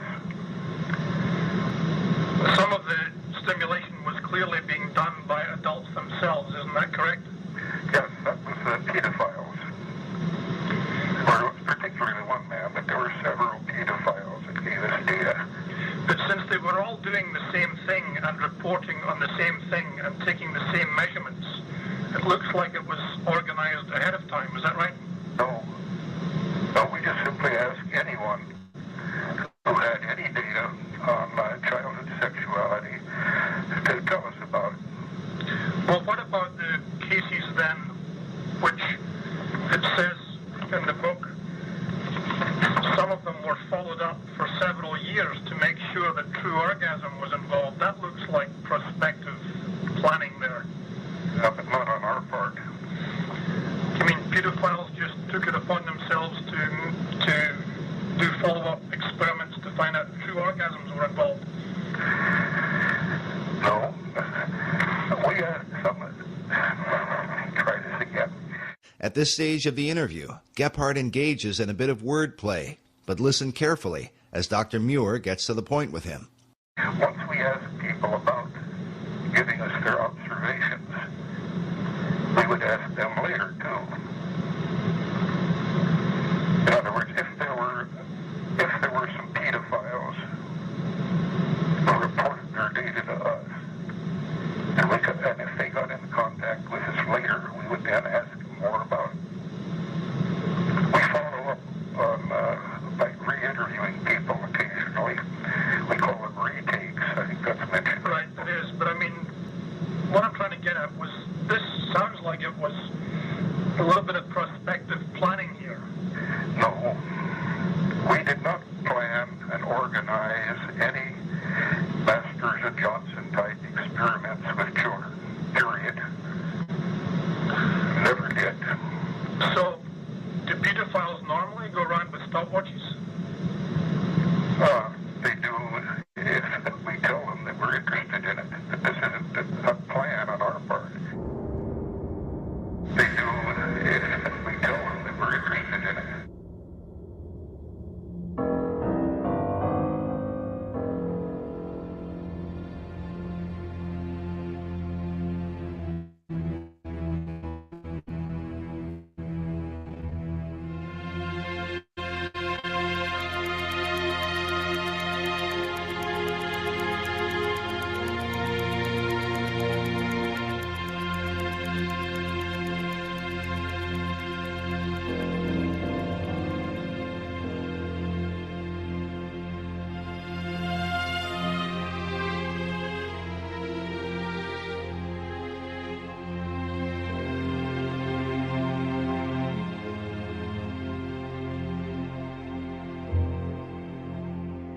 I want to know who these children are, how their parents were involved, and have we talked to those children now as adults? When I wrote to the Kinsey Institute and I asked, what about these children? They just casually wrote me back. Gephardt casually wrote me back that, well, we never had any follow-up on these children. It was too expensive, he said, or just impossible. What does he mean there's never been a follow-up? You just talked about men who are raping children, at least 317 children. Now we're looking at, it comes up to maybe 2,035 at minimum, probably. The youngest 2 months of age, and you call yourselves, quote-unquote, scientists, and you've never even followed up. That's a lie. There's got to be some information, and if it was good information, if they had found out that these children were completely unharmed, lived fine lives, we would know about it. They would have passed that information on to us so fast. Many of the children abused by Kinsey's pedophiles probably had no idea that they were part of a government-sponsored study. Most likely living out their lives in suffering and confusion about what had happened to them. But when the Family Research Council released its documentary, The Children of Table 34, the haunting image of a stopwatch sparked the memory of a woman who calls herself Esther White. My grandfather molested me when I was around 4, and he never did again. But he went to Indiana University to get his teaching certificate. And he took biology while he was there. And so I'm assuming that he probably met Kinsley there because the whole university was involved in his research. As a child, Esther says she was taken by her father and grandfather to meet with Alfred Kinsley and to be interviewed by him. But the real purpose of that meeting would be a mystery for years to come. I didn't really know, I didn't connect it all until I read Judith Reisman's writings. Especially when it came to the video that she did where they showed a stopwatch. And that was the key. I realized, yes, that was what was going on. Now in her 70s, her desire is to remain as anonymous as possible out of consideration for her family. Esther White is her assumed name. How old were you when you met Dr. Alfred Kinsley? It was probably in 1943 or so, 43 or 44. I was born in 34. My father was very excited about taking me there to meet Dr. Kinsley. I didn't know who he was. All I knew was that my dad was excited about taking me there for an interview. And he was instructing me that I was to be very nice to this man and answer him.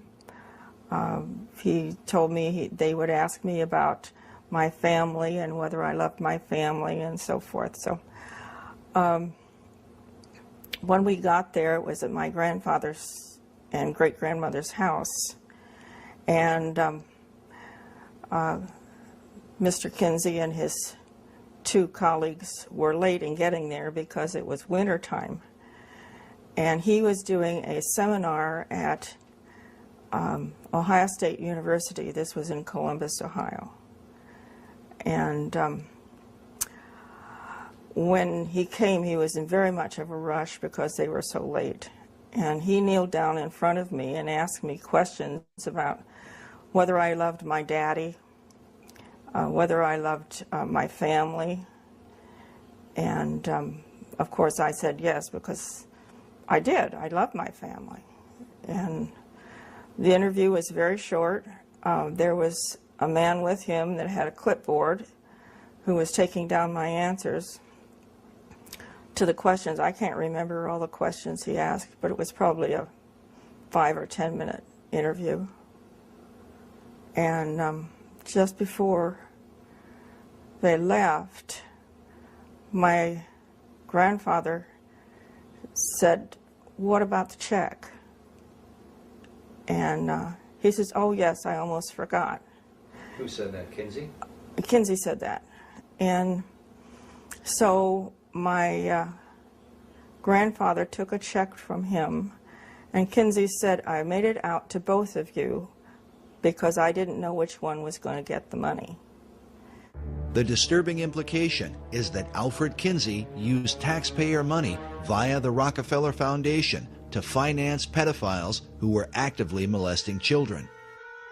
Why would he pay them? For what? At the time, I didn't know for what.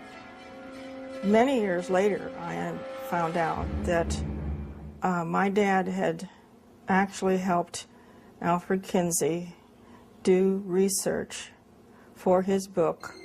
Esther's own father had been molesting her for years and sending information to the Kinsley Institute.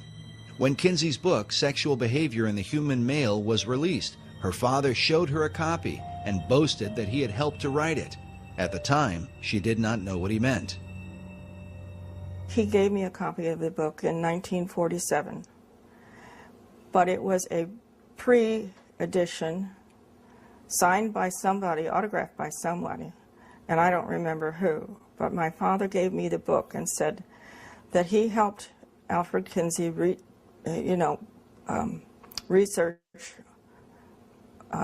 on the book, and that it was going to change the way the world looked at sexuality.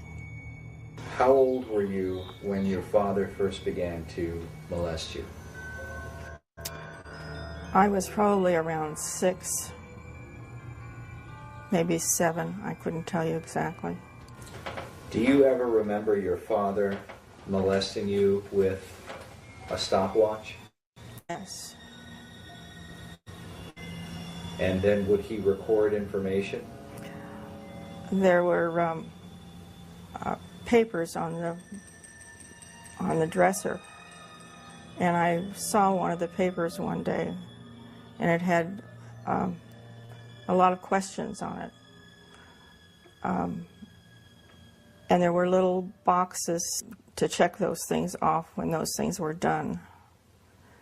And it was talking about orgasm. I didn't know what that word meant, but at the time.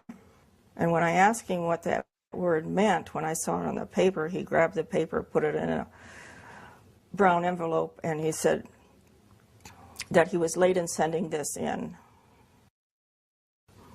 And he put it in this big brown envelope.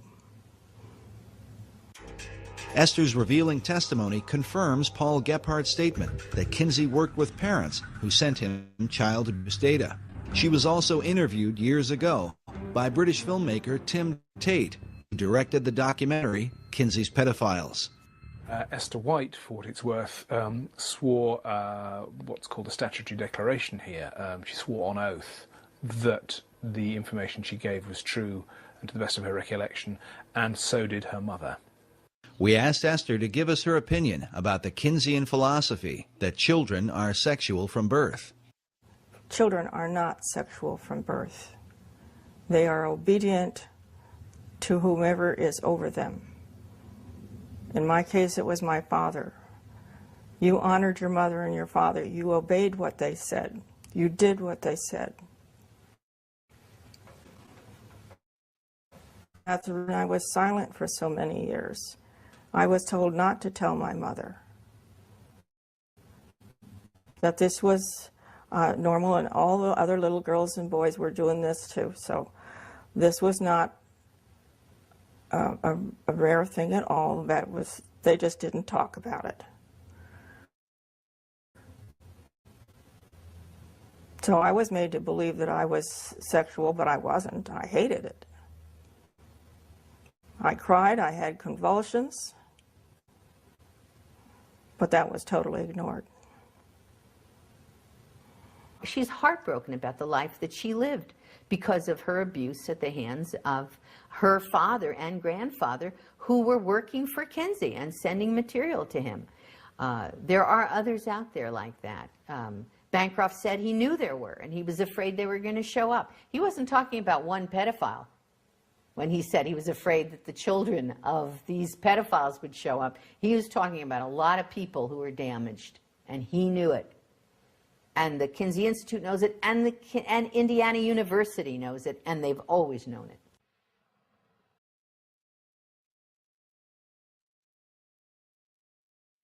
Kinsey would have done business with the devil if it helped the research, and this is true.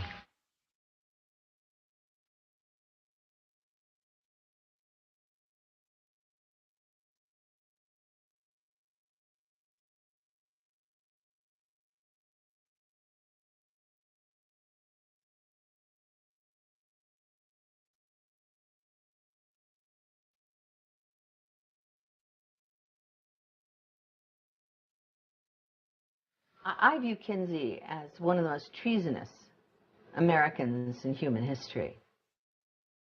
The charge of treason might sound a bit extreme, but the evidence shows that Kinsey's desire to document the most depraved sexual behavior led him to work with a man who seemed to personify evil itself, a Nazi pedophile named Dr. Fritz von Bellic.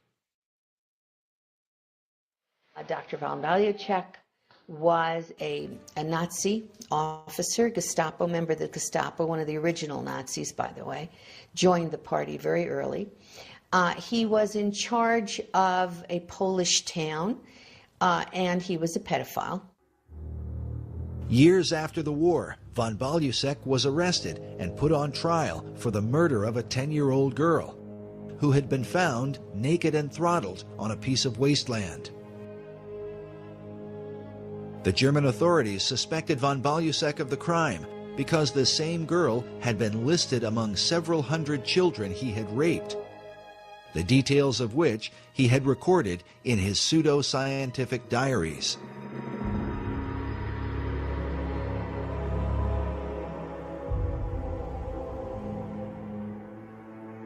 The German newspapers called him the most important pedophile in the criminal history of Berlin. During the war, von Bellic used his authority as a Nazi officer to fulfill his pedophile desires. The full number of children he abused and ultimately murdered is still unknown.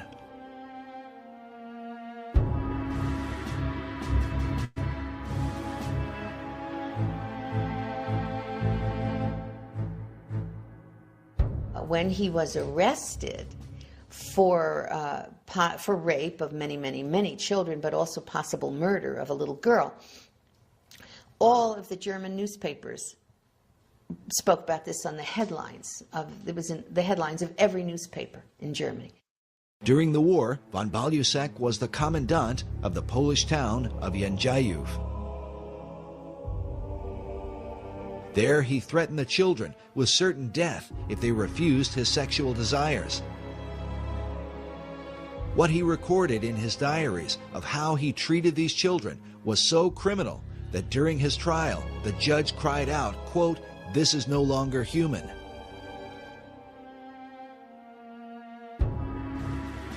He had told the children that it was either the smokestacks or it was him.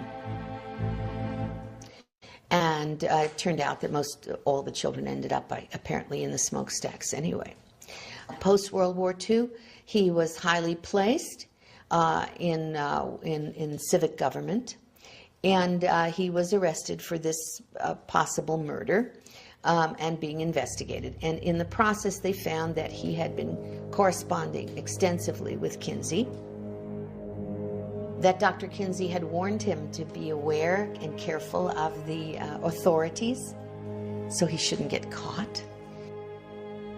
The German authorities learned that von Bellic and Kinsley had a working relationship, and that Dr. Kinsley was well aware of the vicious abuse the Nazi pedophile was inflicting upon innocent children. At his trial, the judge said to von Bellic, "I got the impression that you got to the children in order to impress Kinsley and to deliver him material."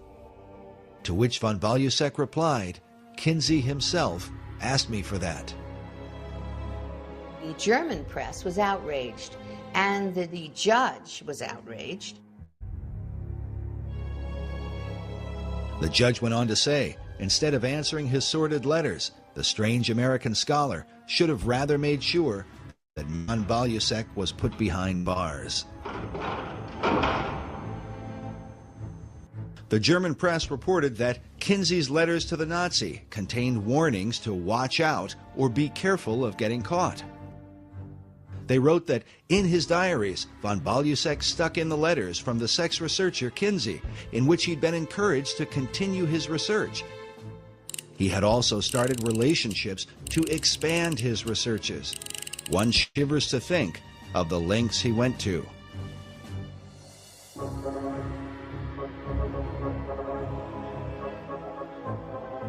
At some point, the German authorities tried to get hold of information on von Bellic from the Kinsley Institute. The Kinsley Institute, even though they knew they were dealing with a Nazi and a paedophile, when the German authorities wanted, for the purposes of this murder investigation wanted to get hold of that information, the Kinsey Institute refused, and Gebhardt said to me, and indeed on camera, that they would have destroyed any evidence before they handed it over to the police. Paul Gebhardt said of this event that the FBI put pressure on Kinsey to reveal the guy's sexual diary. But Kinsey said, absolutely not. Gebhardt went on to say, the poor pedophile had his reputation destroyed, finally quit corresponding with us.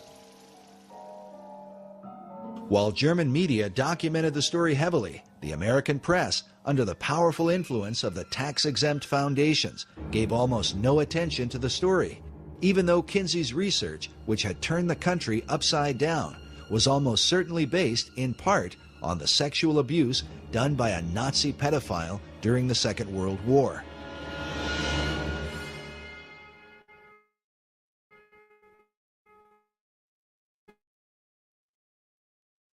It is can still be found in the records of the Kinsey Institute even today.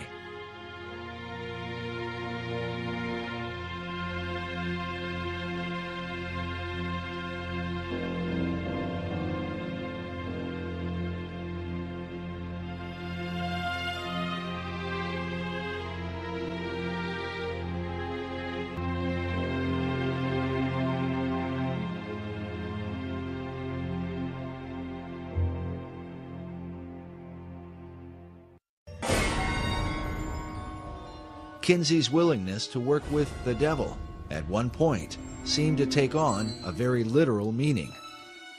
One of the interesting things I found several years ago in researching the Satanist Aleister Crowley was the influence that he has had on so many people here in the United States of America. And one of the men that he had influenced was Alfred Kinsey. After publishing his male and female reports, Kinsey began to travel abroad and study sexuality in foreign countries.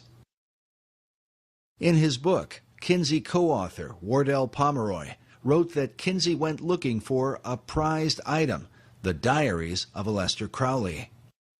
Crowley died just a year before Kinsey's book came out. Crowley was a famous and highly controversial British occultist in the early part of the 20th century.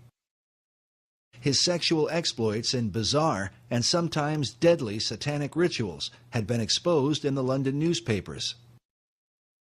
He also talked about taking a virgin and having sexual relations with her, and then upon a climax to actually murder her, cut her in 6 pieces, and put the names of the various demon gods on those 6 limbs, those 6 parts of her body.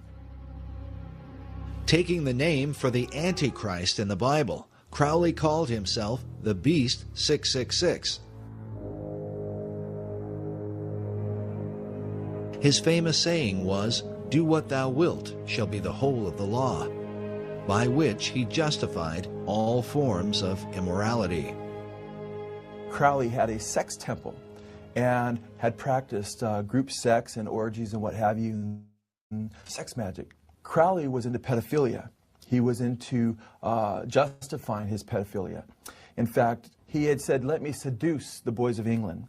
He wanted to seduce them, and then he starts talking about sodomy and it should be acceptable.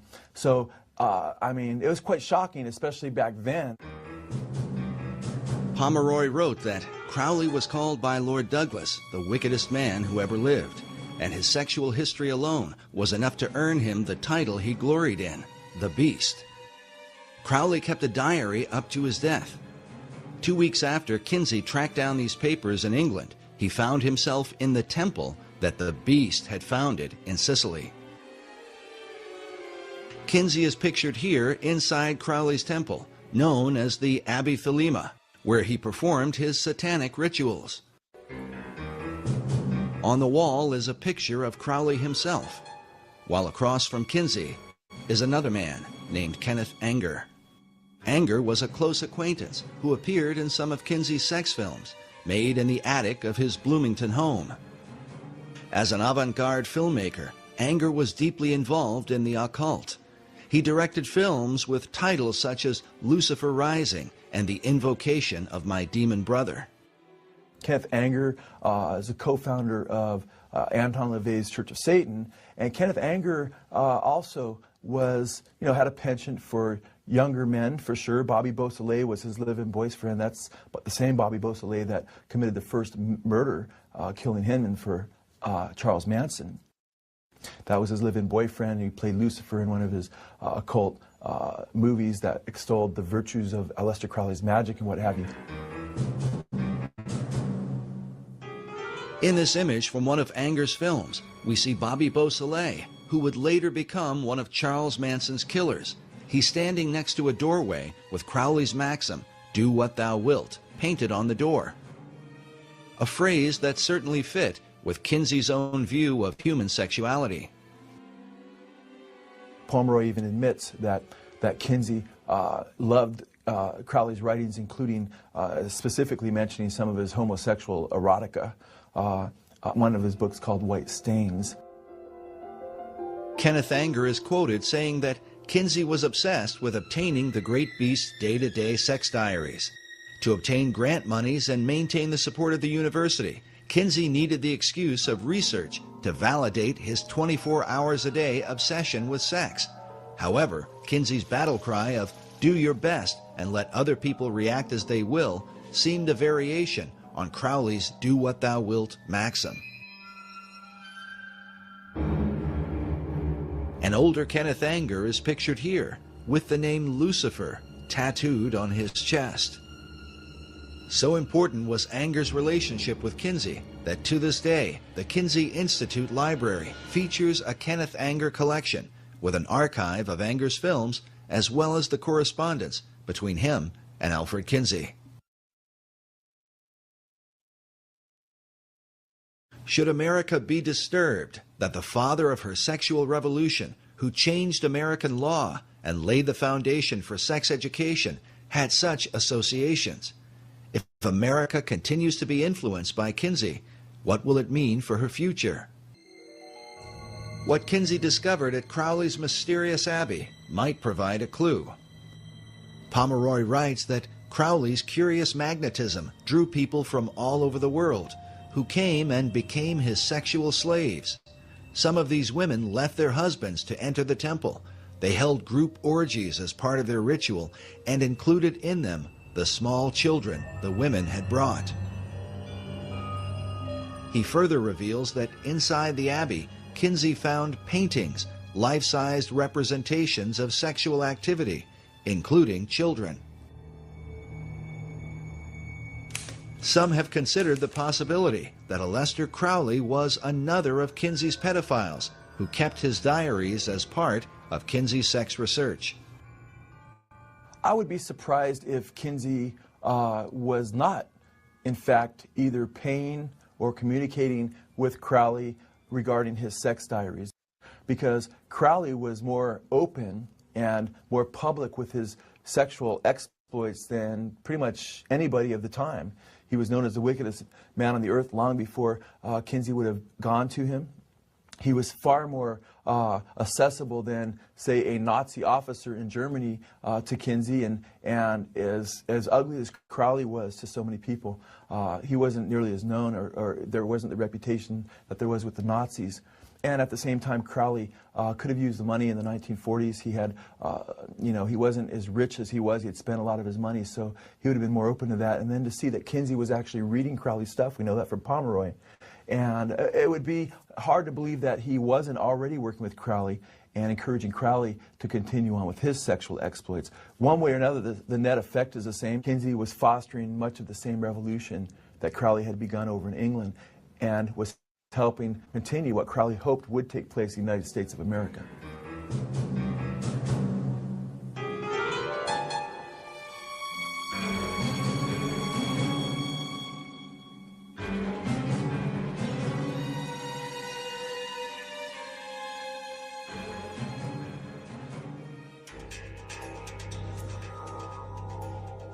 Mass media seems to have always been on the side of Kinsley and his philosophy. A philosophy carried out by Hugh Hefner in 1953 when he launched Playboy magazine. That same year, Kinsley released his K-Bomb, Sexual Behavior in the Human Female, the second book in his report on human sexuality. Hefner made an immediate association between his soft porn magazine and Kinsley's research. I referred to it in the first introduction to the first issue and called it the other great book that was coming out in 1953. Max Lerner, the historian and a good friend of mine, said that Kinsley was the researcher and I was the pamphleteer. And it's an interesting way of looking at it. I certainly do think that in a very real way, the sexual revolution began in 1953, with the second book and the beginning of Playboy. Hugh Hefner had been under the influence of Keynesian philosophy since the release of the male volume in 1948. He had even written about it in a college publication years before he started Playboy magazine. Half a century later, in Playboy's 50th anniversary issue, Hefner paid special tribute to Alfred Kinsey, celebrating the man who had helped him launch the sexual revolution. But Playboy represented more than just nude photos of the girl next door. According to Hefner, the magazine was, quote, a statement of rebellion without question. The first official Playboy playmate was named Janet Pilgrim, directly intended to mock America's Puritan heritage. In time, Hefner would publish the Playboy philosophy, a new morality for the post-Kinsey era. Just as Kinsey had gone all over the country, preaching the message of sexual reform, Hefner followed his example, giving speeches, appearing on talk shows, and speaking in public forums as the pamphleteer for Kinsey's sexual revolution. So what you're saying, Mr. Hefner, is that we should encourage premarital sexual relations? I think that we should encourage the notion that sex can be right and proper in marriage or out of marriage. In time, Hefner set up the Playboy Foundation, which became, quote, one of the major sources of income for the Kinsey Institute. But was Hefner's sexual revolution simply about giving consenting adults the right to alternative lifestyles? Or was there a hidden agenda within the pages of Playboy, one that would further the child sexual abuse also found in the Kinsey reports?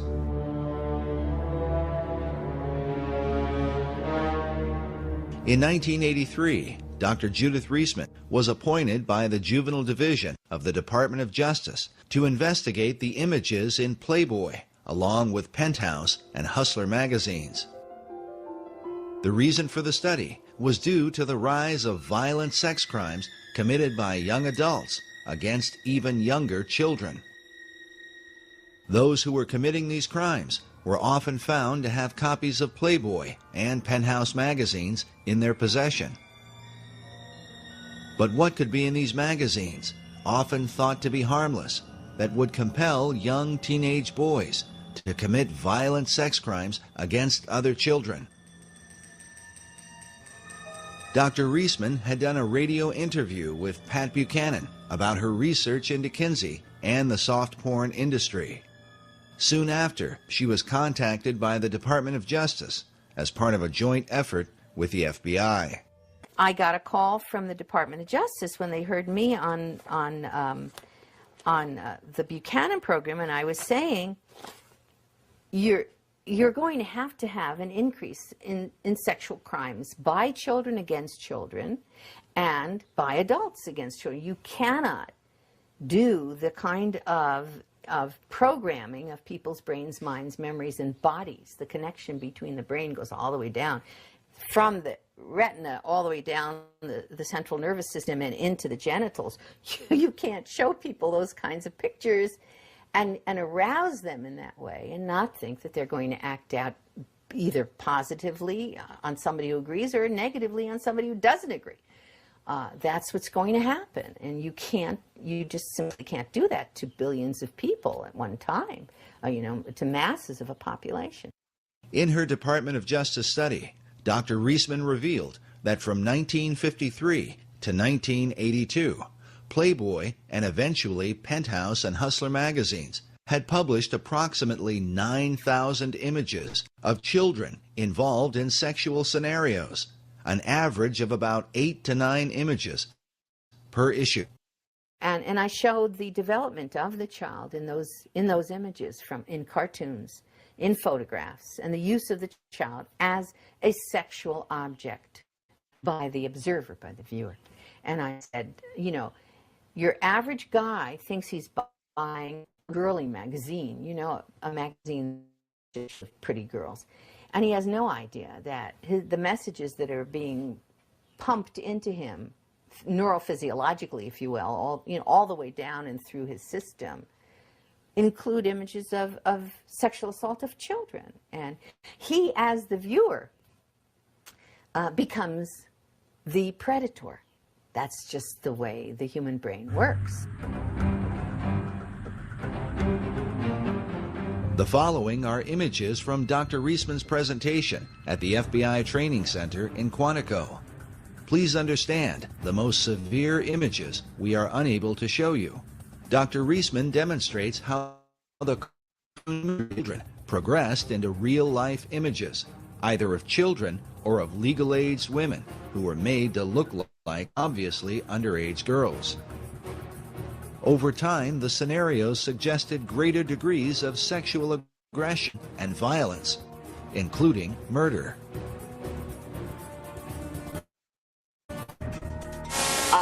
That cartoon says, can you read it? Well, anyway, it says, thank you, good night, Betty Lou, thanks for a really swell evening. Now here, we do see the penis, not the penis that we have, the male penis. Of course, it appears that the gentleman has murdered Betty Lou. She's tied up in one of these leaf bags.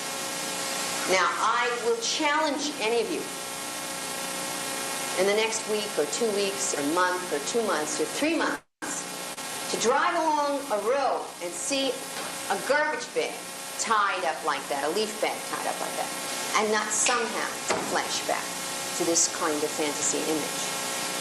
Now, for you, it may not be a problem, but we have reason to suspect that for some publics, that kind of continual flashback in our subconscious constitutes a real problem.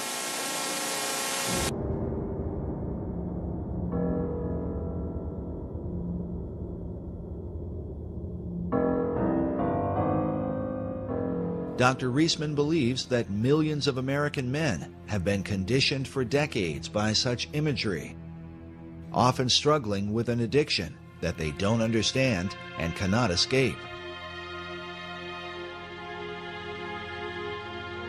The addiction to porn has now been handed down to America's children, giving their young minds a perverse view of reality and of the relationships between men and women.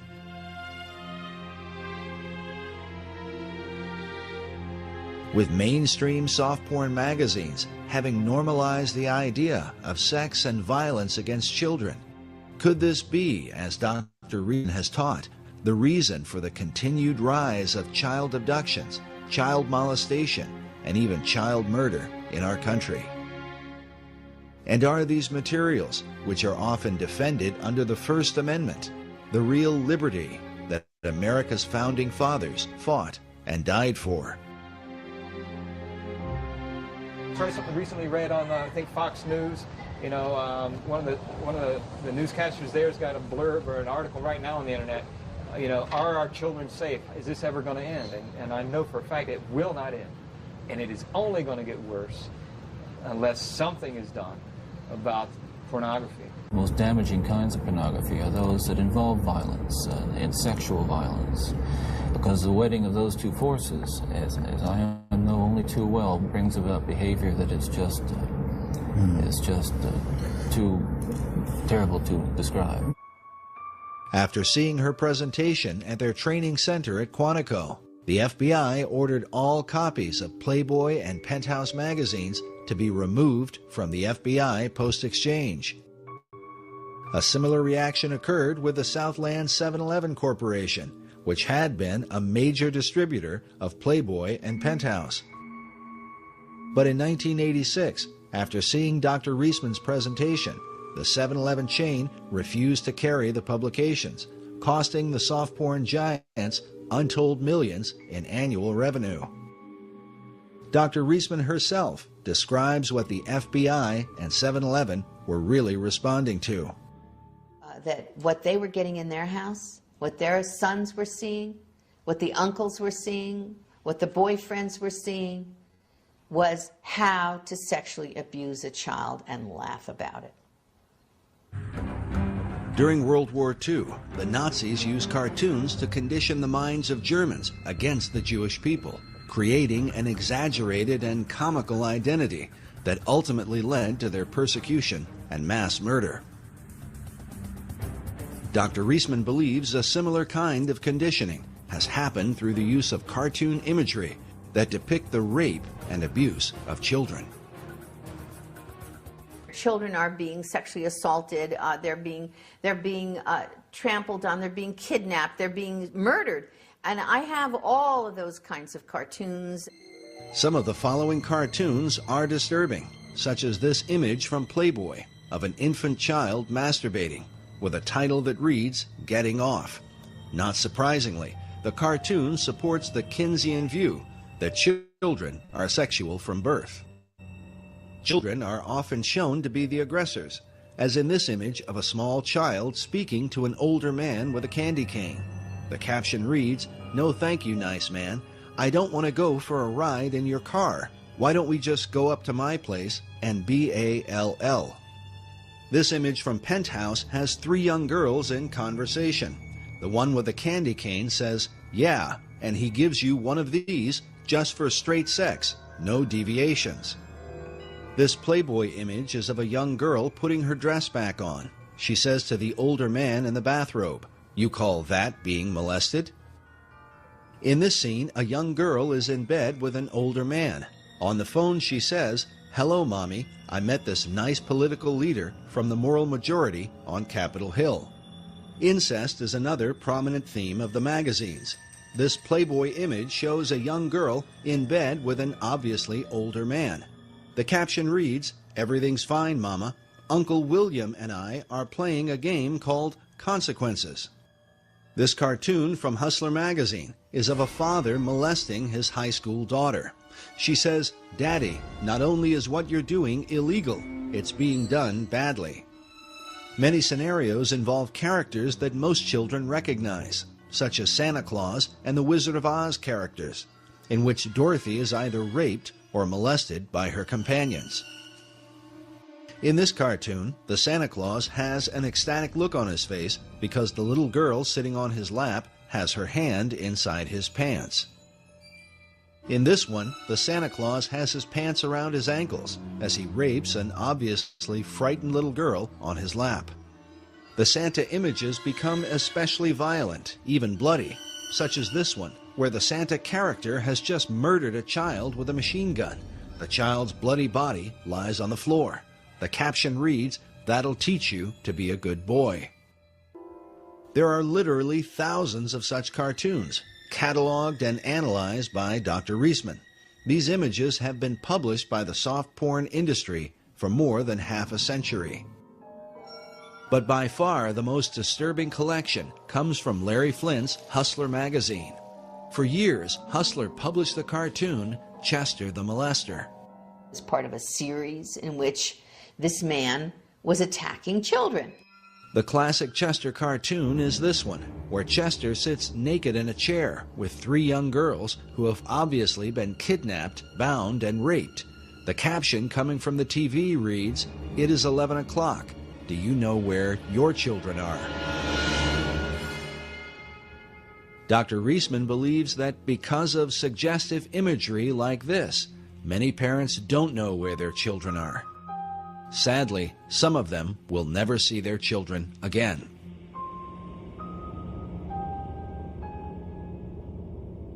Chester the Molester was the invention of Hustler's head cartoonist, Dwayne Tinsley, shown here in the 1985 documentary, Rated X, where he explains the character of Chester. And Chester's the character that I do for the magazine.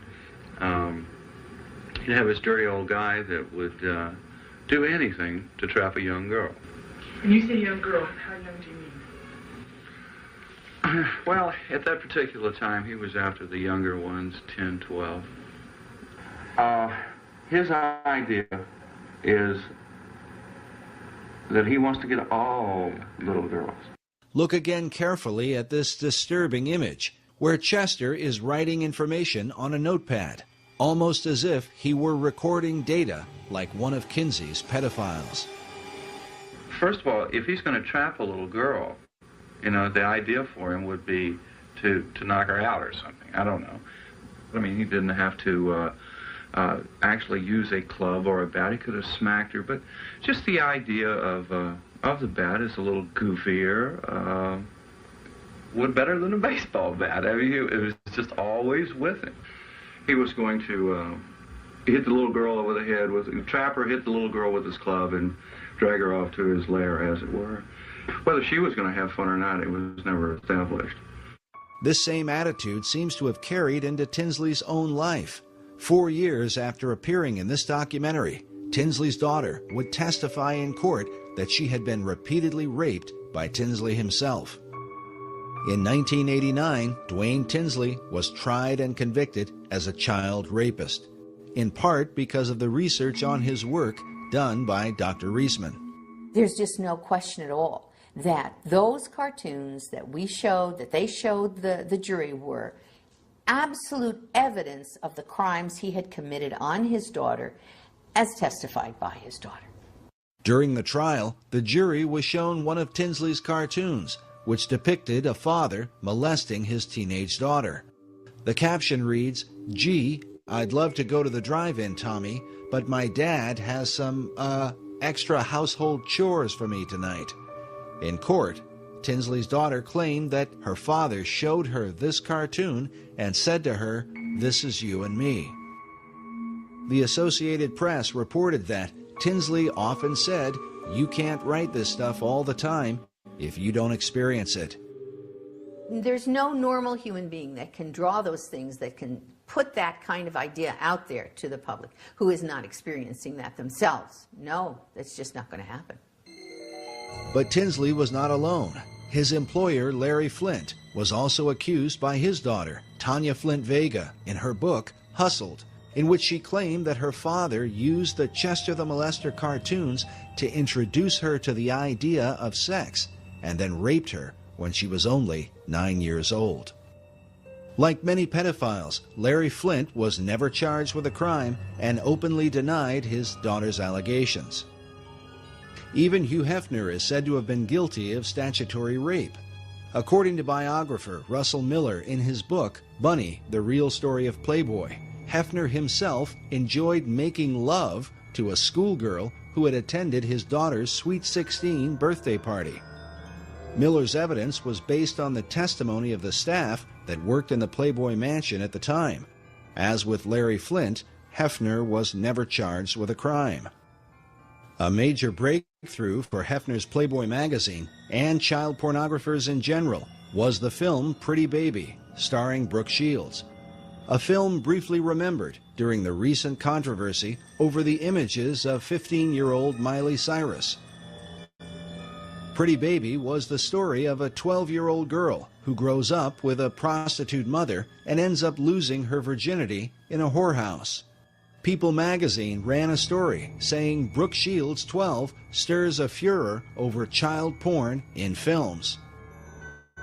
Playboy featured images from the film, along with an interview with the film's director, Louis Malle.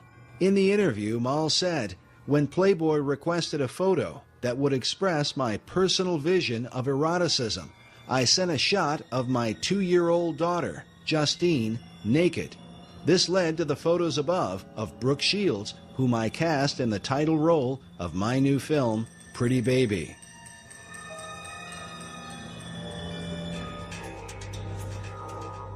As early as 1971, Reader's Digest published an article titled "What Sex Offenders Say About Pornography." The article cited the FBI's Uniform Crime Reports, stating that between 1960 and 1969, the number of forcible rapes committed by males under 8 had increased by 86%. It could be concluded that some force impelling towards sex crime has been operating on younger males in the United States. The period described by the FBI was one in which Playboy magazine had been the principal form of widespread pornography in America. especially the kind that would find its way in the hands of underage males. Then in the 90s, the Surgeon General, C. Everett Koop, called pornography a clear and present danger to American public health. And who could forget the disturbing warning given by serial killer Ted Bundy in his final interview with Dr. James Dobson just hours before his execution in 1989. Listen, I'm no social scientist, and I haven't done a survey. I mean, I don't pretend that I know what John Q. Citizen thinks about this.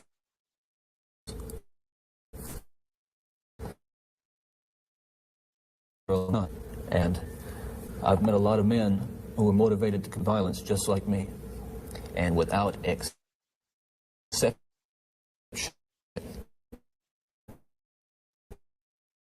deeply involved, deeply influenced and consumed by an addiction to pornography. Despite these warnings, the so-called soft porn industry has been normalized, partly because some of the most powerful social and political leaders of the last half-century have given interviews and appeared in these magazines, helping to make them part of America's mainstream. Perhaps most famous was Jimmy Carter's Playboy interview in 1976 as a presidential candidate.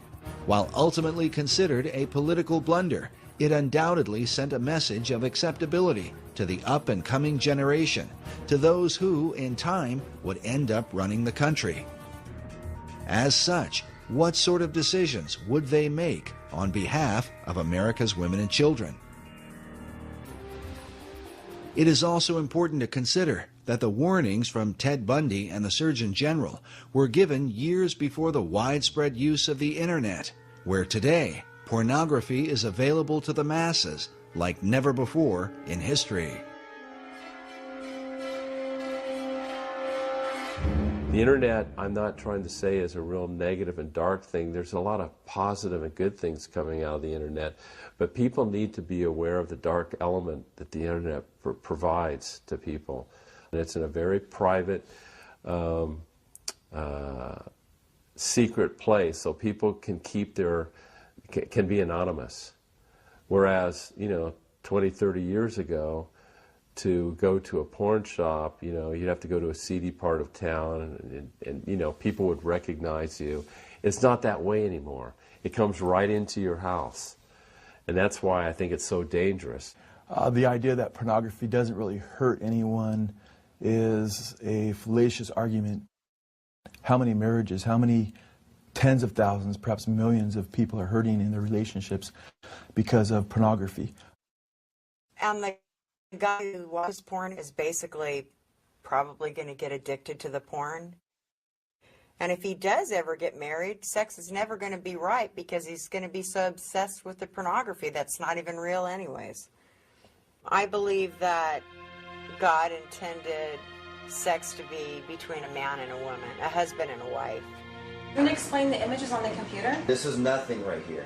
Just because you're not out with some other woman doesn't mean that you're not being unfaithful to our marriage. And what else do you need? What do you need? I want my husband to be faithful.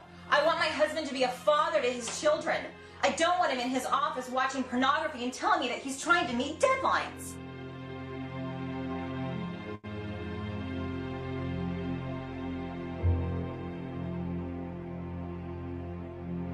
It's said that the greatest myth about pornography is that nobody gets hurt. Some even argue that porn is a healthy outlet for men and women alike. But has this really proven to be the case? Or does an addiction to porn create a kind of shadow person, someone who ends up leading a double life? One that the rest of those in his world can only wonder about. And when his dark secrets are finally brought into the light, what will be revealed?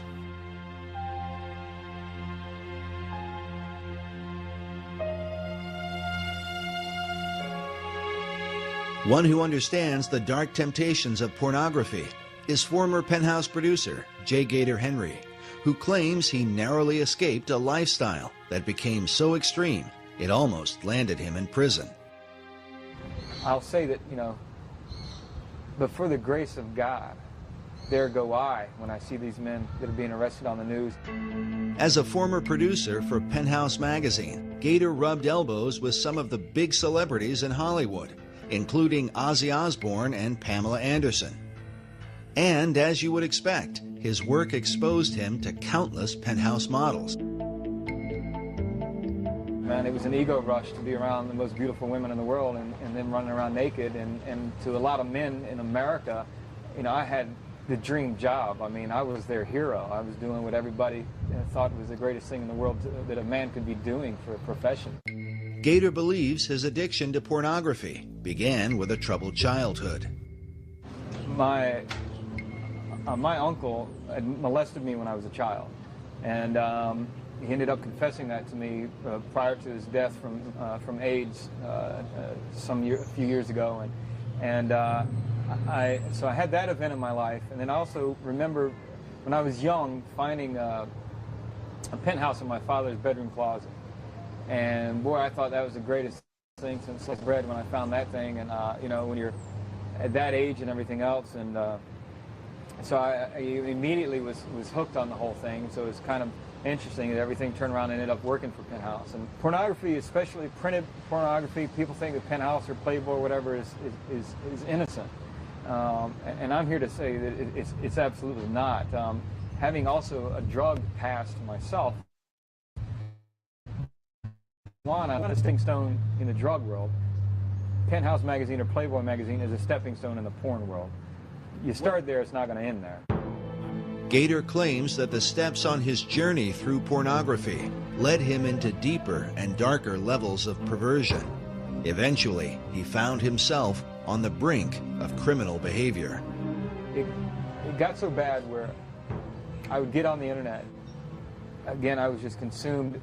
The ages of the girls I was looking at, in order for me to get the rush and to get that tingle, that buzz that I wanted to get from the sexual side of it, what happens is you start looking at younger and younger images, younger and younger pictures of girls. And what happened for me one day was, the thought just slammed to me that I probably have done things and probably had images on my computer at that time that could put me in prison. I look at these men who abduct these young girls and they molest them and kill them, bury them alive or whatever they do, stab them multiple times and stuff. And I know that those men, like me, they didn't wake up, they didn't start off, they didn't grow up as a little boy saying, oh, my ambition in life is grow up to be a child molester and killer. And I know for a fact that everything in the marrow of my bones, because I've been there, I've walked and lived it, that pornography took them to that place where just your average Joe comes to a place in his mind and in his being where he's so consumed with that fulfillment of that lustful thought and pleasure, with that thought that he has to fulfill it. And the fantasy becomes so overpowering and so all-consuming. And those are the guys that go out and take these girls.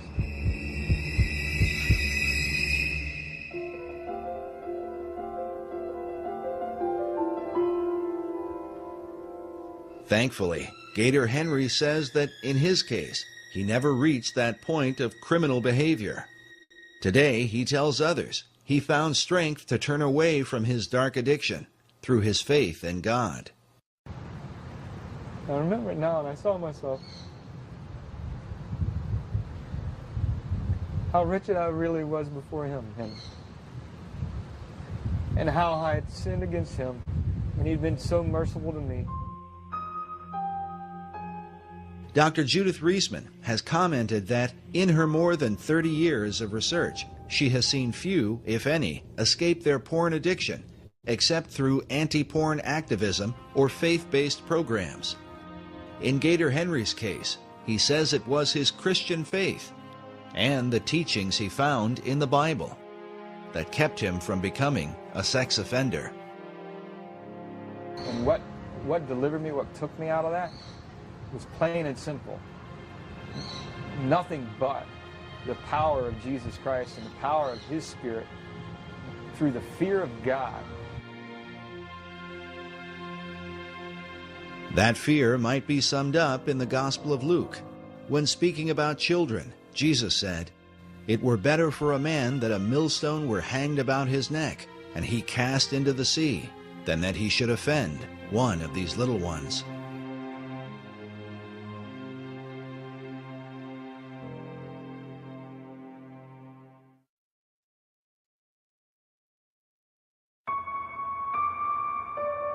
In 1994, an underground film was released titled Chicken Hawk: Men Who Love Boys. The film documented the lives of certain members of NAMBLA, the North American Man-Boy Love Association. The word chicken hawk is a reference in the gay community to older men who prey upon underage children, boys in particular. I have all my life been attracted to younger boys. Where are the boys? Boys are everywhere. You don't have. There's no one single place. There's the mall, the supermarket, the street, the sports event. I can look out my window and see the school, like Moses looking across to the promised land. He kept making excuses to pull up his shirt and show me his belly in a highly flirtatious way to any ordinary boy lover such as myself, a very exciting and appealing way. Now, the Queen's Vernacular was considered to be the #1 gay lexicon dictionary for homosexual language. 12,000 words in this dictionary, and you open it up, and their mascot is, as was the mascot in The Advocate, a boy, Boy Scout in this case. And the 12,000 words that are in here all relate to the in language, the cant that's being used within the homosexual movement amongst homosexuals. What do all these words mean? Well, they had a certain meaning for the homosexual world that the straight world didn't understand. It's another language. Very interesting because, 12,000 words, well, when Webster compiled his American Dictionary to distinguish us from the English, that had 12,000 new words as well. So that we were distinct from the English, from Samuel Johnson's dictionary. Webster said, no, we're a unique people. He had 12,000 words to show that. So this dictionary says, we are unique people. We have 12,000 words to show that. And some of those words we compiled we did an analysis of these words.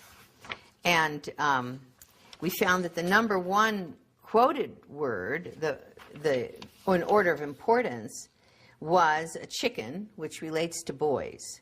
Chicken, a young recruit, any boy under the age of consent, heterosexual, fair of face, and unfamiliar with homosexuality. There are 254 words there that deal with sex with boys. One of the most disturbing sequences in the film Chicken Hawk were a series of interviews done with parents whose children were being openly preyed upon in a small community by this pedophile, a man named Leland Stevenson. He is shown openly preying upon underage children, looking for an opportunity to molest them. So what happened? What? You made the phone ring. Oh, you made the phone ring? Oh, well, let's see how you did that. Oh, jeez, you're just tired. No, you can't get in trouble for this. He was so eager to tell me when his birthday was, and he was going to be 15 in less than a month on the 1st of December. And this is what life is about. This is what real life is about. I would say that it's in bloom, and that's it. The flower is responding to warmth. That is, I as a human being am bathing him in a certain kind of celestial warmth.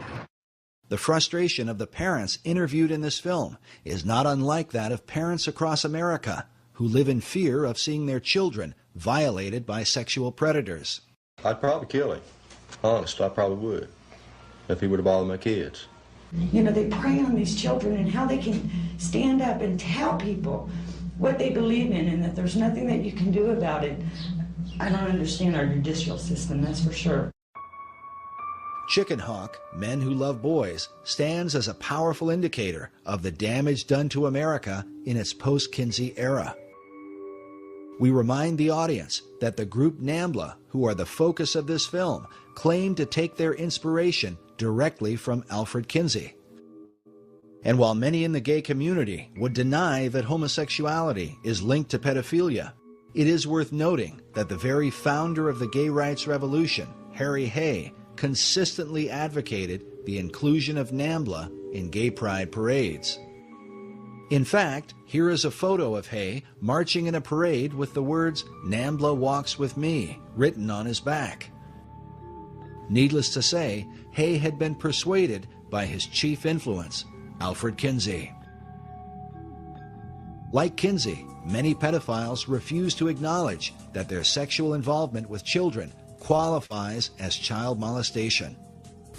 Kinsey said some of the most brilliant things imaginable about that.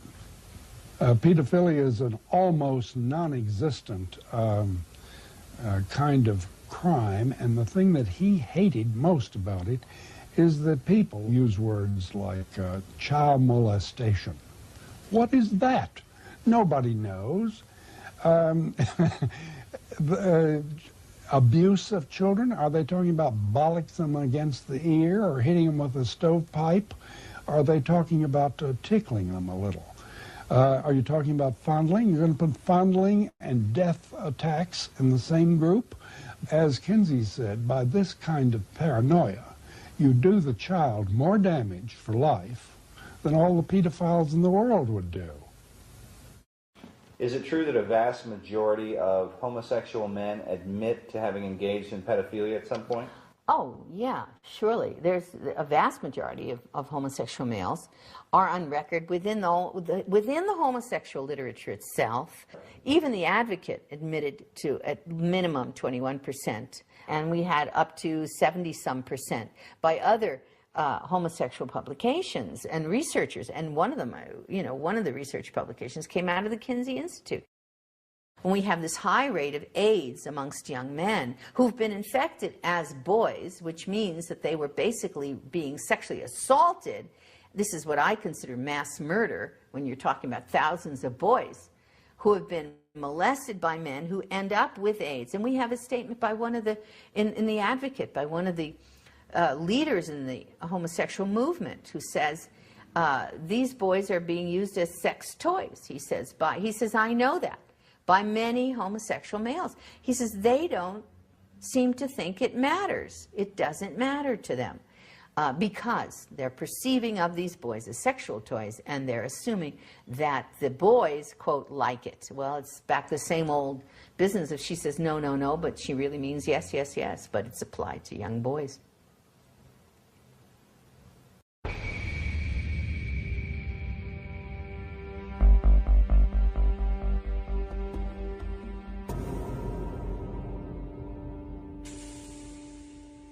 While groups like NAMBLA seem to represent an extreme viewpoint, the reality is that their philosophy is embraced by leading members of the academic community in what is called sexology, the study of human sexuality. From the late 60s and early 70s, both in the US and in the UK, there was what's called a paedophile liberation movement, and this put forward the notion very volubly that it's perfectly all right for men to have, or indeed women, for adults to have, quotes, consensual sexual relationships with children of any age, which is plainly nonsense. But the pedophile liberation movement is still at work in America's academic institutions and includes men who design the thinking behind what is taught in America's sex education programs. You roll it down the penis, and that protects the man when his penis is inside the woman's vagina. There was never any science in all this. It's got nothing to do with science. It's always been political. It's always been people's own sexual perversions that have driven them. And now that drives those sexual perversions into the schoolroom in the form of sex education curricula. Some of the leading pedophile supporters include the late Dr. John Money of Johns Hopkins University, Dr. John DiCecco, Professor Gilbert Hurt, and Dr. Hubert Kennedy, all out of San Francisco University. Perhaps the most influential was the late Dr. Vern Bulla from the Center for Sex Research at California State University, Northridge. Each of these men have either been editors for or have appeared in the Netherlands publication, Paidica, the Journal of Pedophilia, a pseudo-academic journal specifically dedicated to normalizing and ultimately legalizing child molestation in society. Also appearing in Paidica was Dr. Ralph Underwager, who was often called as an expert witness in court cases involving child abuse. In his 1991 interview with Paidica, Underwager stated that pedophiles can boldly and courageously affirm what they choose. They can say that what they want is to find the best way to love, an acceptable expression of God's will for love and unity. It may take people being arrested. Revolutionaries have always risked arrest. As alarming as this is, during our investigation, we were surprised at the number of people who seem to accept pedophile philosophy. And how do you feel about the issue of child pornography? I kind of think that it probably doesn't make sense in the same way that nothing else makes sense, but unlike a lot of people who just have this visceral reaction to it, I kind of feel like if people are having sex and if they just want to do it, openly, it really shouldn't make a difference what age people are. It's our strict laws that result in so many of these kids being killed by child molesters because they're so afraid of what would happen to them if they get caught. It's a direct result of our stringent laws. I mean, I think everybody's got to be broken in somehow, and ever since the dawn of man, it's been a normal thing where people, when they're young and don't know anything, get broken in by somebody. If they're old enough to bleed, it's all good, as far as women are concerned. Today, the two leading institutes that promote pedophilia are the Kinsey Institute in Bloomington, Indiana, which receives more than $700,000 a year in taxpayer funding, and in San Francisco, the Institute for the Advanced Study of Human Sexuality, a private institution founded by Kinsey's homosexual lover and co-author Wardell B. Pomeroy. Despite its storefront appearance, the Institute is said to be the Harvard University for all human sexuality training. This institute creates the PhDs, the master's degree people, the teachers, the bachelor's degrees, the safe sex educators, and a whole variety of other AIDS prevention people that go into the schoolrooms all over the country and teach children about homosexuality, heterosexuality, bisexuality, bestiality, condoms, and all the rest of it. Teach sex. In all cases, these are people who are Kinseyan trained. On their official website, the Institute states that there need to be sociosexual activities available to those disadvantaged because of age. Some believe this is a veiled reference to children, and that the Institute calls them disadvantaged because it's illegal for them to engage in sex. Can this really be the case? We decided to pay a visit to the Institute and question them about this and some other information on their website. Even if it's 2 minutes, the opinion... No, I really can't. No. Can you answer one question for us, sir? Needless to say, our initial attempts were met with resistance.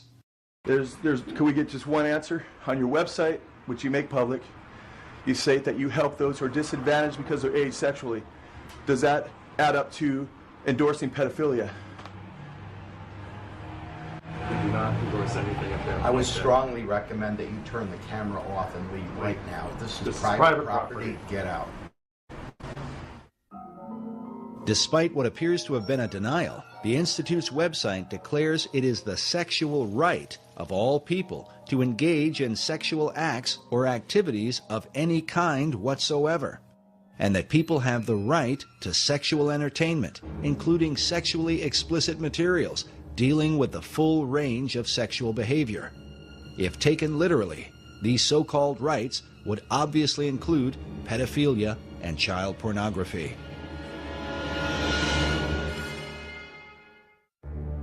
Beyond all this, the Institute's founding director, Wardell Pomeroy, wrote the book Boys and Sex, in which he promoted the idea of boys having sex with animals, such as a dog, a horse, or a bull. Pomeroy also stated that incest between adults and younger children can prove to be a satisfying and enriching experience. But the influence of Pomeroy's Sex Institute goes even beyond the academic community and into America's churches. The line from Kinsey to the current destruction of the Catholic Church is very direct. In the past 4 years, more than 180 people have come forward claiming they were sexually abused by priests in this area over the past 60 years. Consider this raw data. A survey commissioned by the U.S. Catholic Church found more than 10,000 allegations of sexual abuse involving more than 4,300 priests and deacons.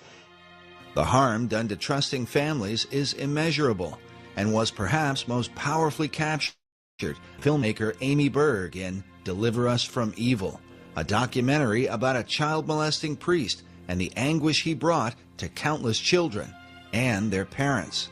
I feel betrayed by the church. The church has betrayed me and my family, and it destroyed it. When the Vatican II comes through and the whole notion of liberalizing the church emerges, this group of sexologists or psychologists who are trained by them go into the clergy, goes into the Catholic Church to help decide who makes a good priest. They throw out all the Orthodox applicants, and people who kind of are unsure or who are very sure, who are rather homosexual or something, they get put through. And the folks who are not quite as stable in a way in terms of their orthodoxy, they're permitted into the clergy to a great extent. And several of our key dioceses or the training, the places where the clergy are trained, bring in pornography from the Institute for the Advanced Study of Human Sexuality to train priests the same way the medical profession has been trained. Desensitizing the priests on issues of homosexuality and promiscuity and bisexuality and everything else, using that pornography to desensitize them and condition them, and in many cases, to seduce them.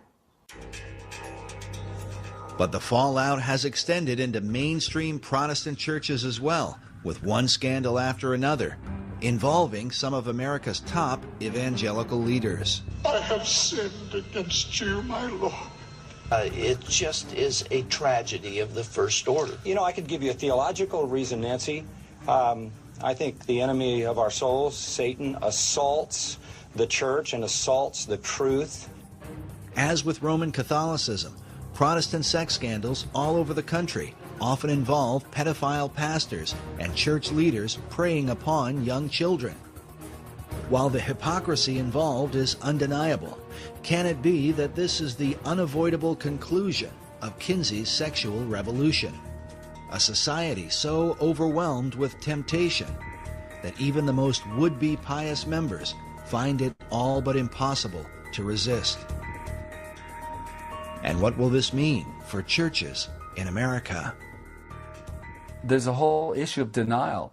We have turned our back on understanding that this is a significant, profound problem in the church. And I think that there needs to be an awareness and education, and I think that pastors need to address it from the pulpit.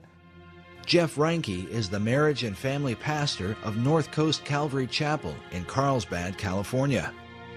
He believes that what we currently know about men struggling with sexual addiction in American churches is far worse than many Christian leaders are willing to admit.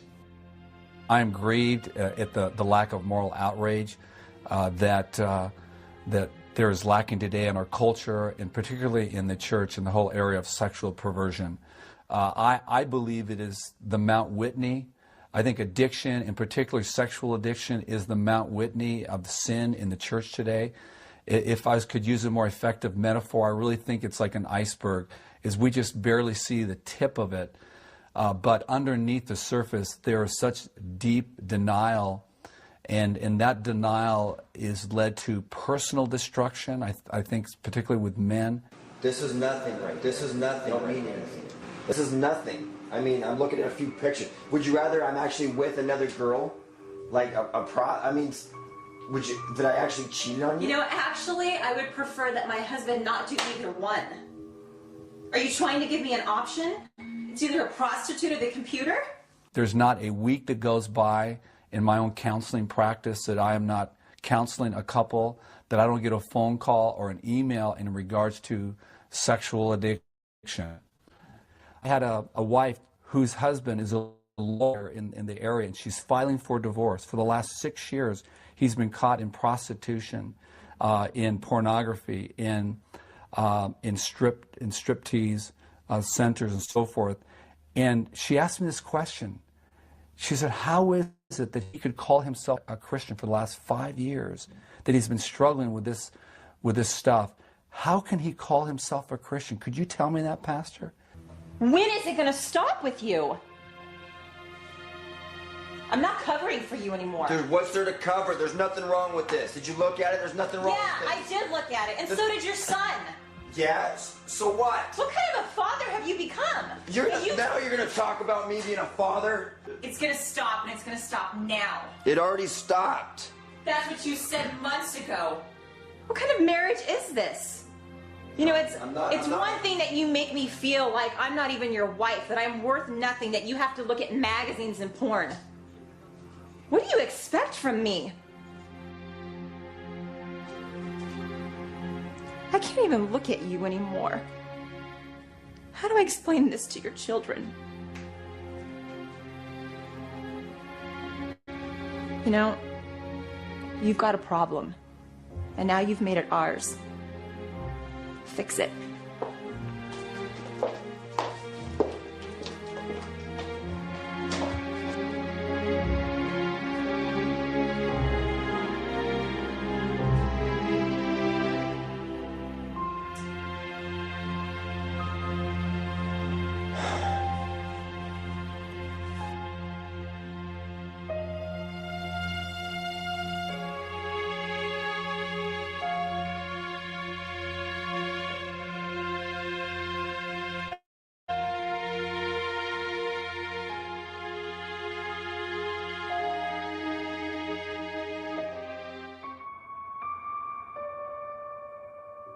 With so much devastation affecting America at many levels, the question is, why hasn't something been done about Kinsley's dark legacy? The answers are complicated. Many brush off the continued influence of Kinsley and his disciples because they are told that things have gotten better because of them. It is often reported that sex crimes are diminishing in America, and that rape has supposedly declined by 85% since 1970. Law professor Anthony D'Amato published an essay in 2006 titled Porn Up, Rape Down, crediting the porn industry for this so-called reduction of rape. But leading members of law enforcement strongly disagree.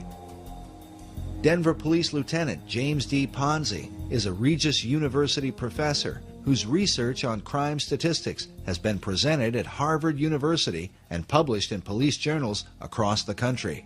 Ponzi was quoted in Police Beat in May of 2005. He said, "In 1998, Shannon Schreiber was raped and murdered. The lawsuit her parents filed revealed the practice of downgrading sexual crimes. Departments cooked the books to lower crime rates." Lieutenant Ponzi got emails from different departments all over the country regarding statistics being altered in their cities. Ponzi said these lower rape statistics don't reflect what is truly happening in sex-related crimes.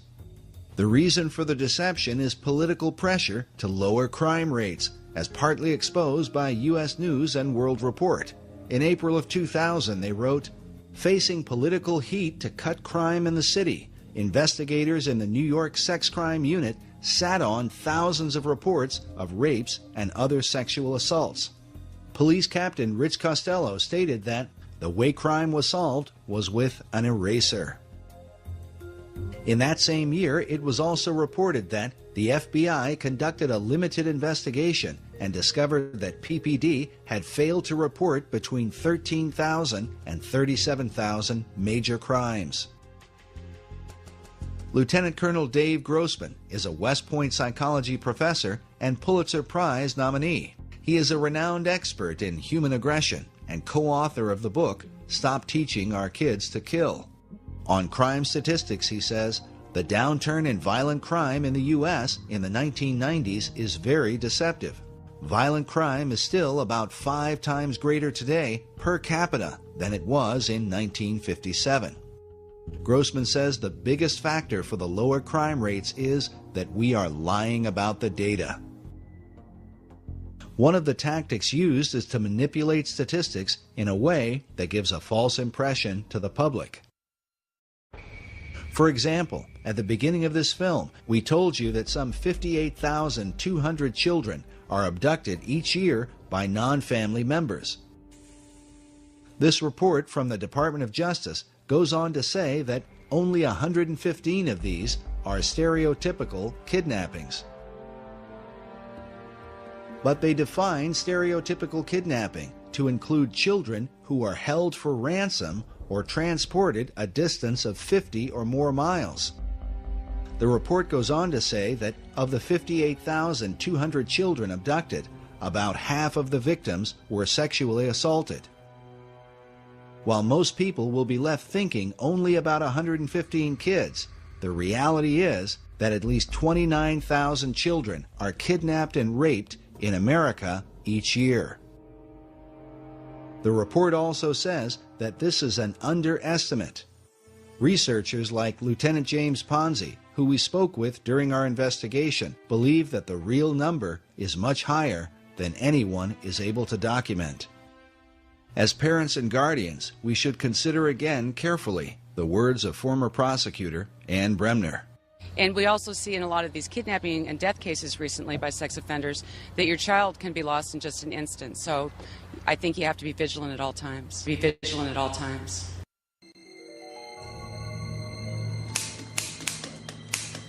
Manipulation of truth and political pressure have continued to protect the influence of Alfred Kinsey and his followers for more than half a century. In the 1980s, the Reagan administration developed a commission to investigate the influence of pornography. The Department of Justice brought in Dr. Judith Reisman, who initially wanted to investigate Kinsey along with the images in Playboy, Penthouse, and Hustler. But just as the Reis Committee was opposed in the 1950s, so Dr. Reisman was shot down in the 1980s. She conducted her research at American University, but once she began, the university vehemently opposed any investigation into Kinsey, and she was forced to drop it. I said, I'm not doing anything with human subjects. I'm just going to be, researching his work, the things that he's already written. And they said, no, you can't do that. So academic freedom was completely eliminated because the Kinsey Institute had some kind of power structure going there that caused them to be unable to allow me to pursue a United States Department of Justice grant from our country that would have allowed me as an objective researcher to look into the Kinsey research as it stood. The president of American University at the time was Dr. Richard Berenson, who was later exposed in a sex scandal involving a series of obscene phone calls in which Berenson claimed he had a 4-year-old girl that he kept as a sex slave down in his basement. The calls were eventually traced to his office at American University. Berenson was exposed as a pedophile. And I spoke with a lawyer later, and it turned out, of course, he had pornography in his drawers. They cleaned out the office, got rid of the pornography, though they found out later, the lawyer did, that it had been there. And he quickly fled, ran to Johns Hopkins University, and entered there and stayed there for, I think it was 3 weeks, and got a clean bill of health from Johns Hopkins, saying You that mean like psychiatric treatment? yes, suddenly he was okay. But political opposition came not only from American University, but also in Washington, D.C., over the analysis of Playboy, Penthouse, and Hustler. As a result, Dr. Reisman was forced to publish her report independently. The FBI and 7-Eleven took notice, as we mentioned earlier, and that's when the soft porn giants fought back. In her book, The Powerhouse, journalist Susan B. Trento documents how Playboy and Penthouse magazines hired a Washington-based PR firm named Gray & Company to create a media blitz that would discredit Dr. Reisman and the entire Reagan Commission on pornography. She writes that dealing with Judith Reisman was not difficult.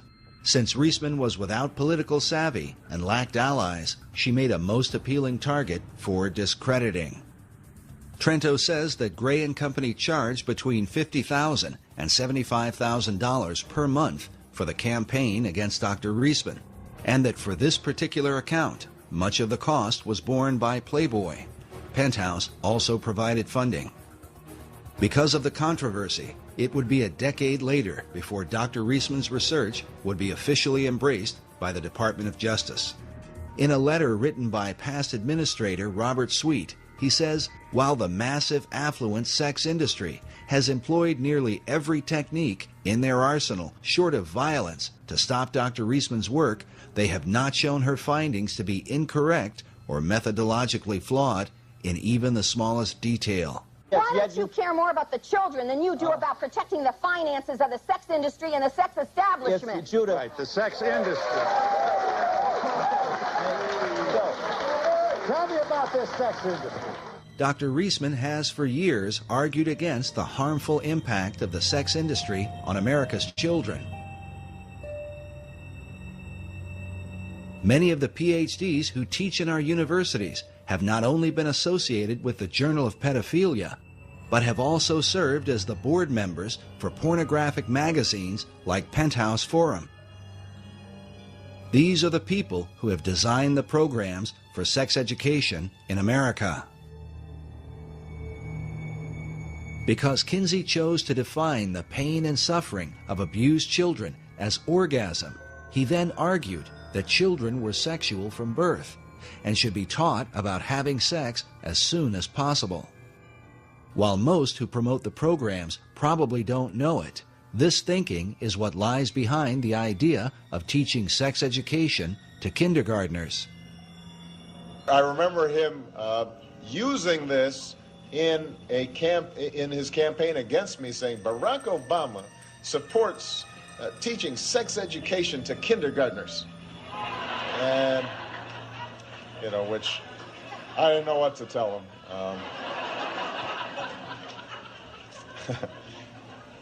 But it's the right thing to do. To provide age-appropriate sex education, science-based sex education, science-based sex education in the schools. Remember that this science-based sex education begins with the so-called scientific data gathered by Kinsey's pedophiles and recorded by him in his sex reports. Something that Kinsey's followers continue to insist is relevant in teaching our children today. The specific findings about these children are totally irrelevant to modern sex education. Consider again this image of a teacher showing what appears to be 6- and 7-year-old girls how to use a condom. Who will this 7-year-old be using a condom with? When you consider that the PhDs who have designed these programs openly support the pedophile philosophy, we can only wonder, is sex education really intended to protect America's children, or to condition them for seduction at the hands of a child molester? Why are America's children disappearing? For those who study the influence of Alfred Kinsey, the answer becomes more than clear. The Kinsey Institute continues to lead the way in sex education and continues to be funded by the American taxpayer. Dr. Reisman believes the Institute should come under an official investigation, something she was prevented from doing during her time at the Department of Justice. The Kinsey Institute was so frightened that the truth would come out. That time it was Reinisch, and then later it would be Bancroft, that they threatened lawsuits to everybody. And they pulled out every stop. They put the arm on everyone politically and institutionally. Their Rockefeller grants, their money, their funding from all kinds of other people would be pulled into play to stop Reisman from looking at the information that was right out there, that belongs in the hands of the American public, so that the American public can make their own decisions about whether this is true, whether I'm wrong and I should be sued or put in jail or something, fine. Or whether they're wrong and we need to have a proper investigation so that the American public knows the truth about our history and how come we're getting to where we are where we are in terms of the kinds of violence that are taking place in society and violence to children.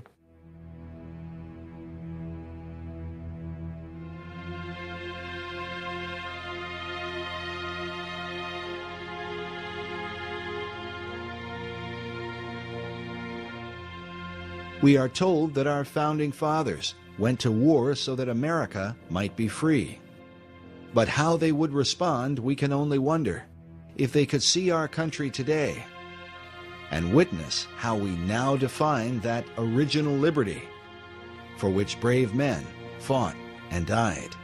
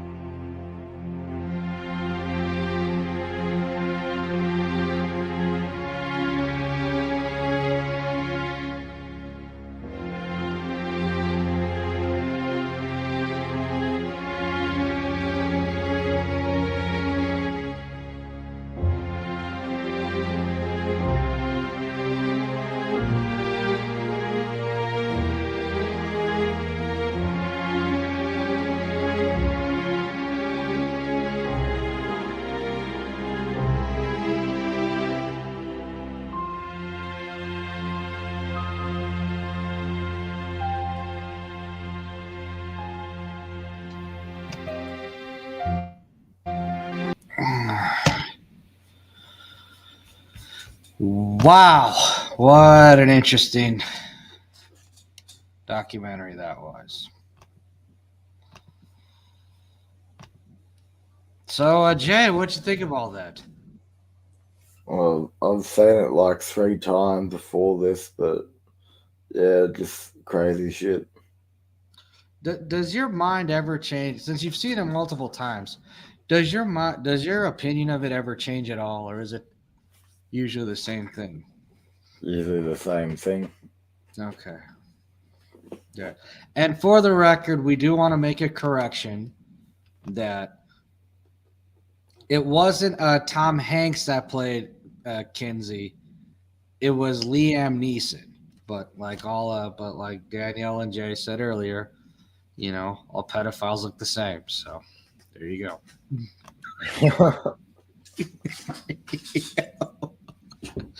And on that note, Jay, if anything else, do you have any final things to add before we leave this?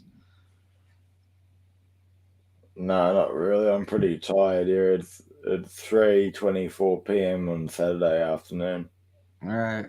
And well, it's 10:24 p.m. on this Friday night. Yeah. Anyway, take care. This has been another edition of the Harsh Reality. This is Harsh Metz Animal. You, the life is harsh, but also living. Tune in. You know what? Tune in tomorrow when we have when we play Debbie Lusignan's last live stream ever. We'll play that tomorrow night as our Saturday night movie as our Saturday night at the movies on CSHR. So take care, everyone. Have a great rest of your week. And then Sunday we'll play another movie. We'll play Silent Weapons and Quiet Wars. And if I really feel like it, I'll play the entire Pet Goat series that Sunday night, just for fun. Hey, take care. Because I figure, why not? It's all about that anyway. Take care, everyone. Have a great rest of your week. And remember, life is harsh, but I must live it. Have a great rest of your weekend. And stay safe and try not to, don't do anything too foolish.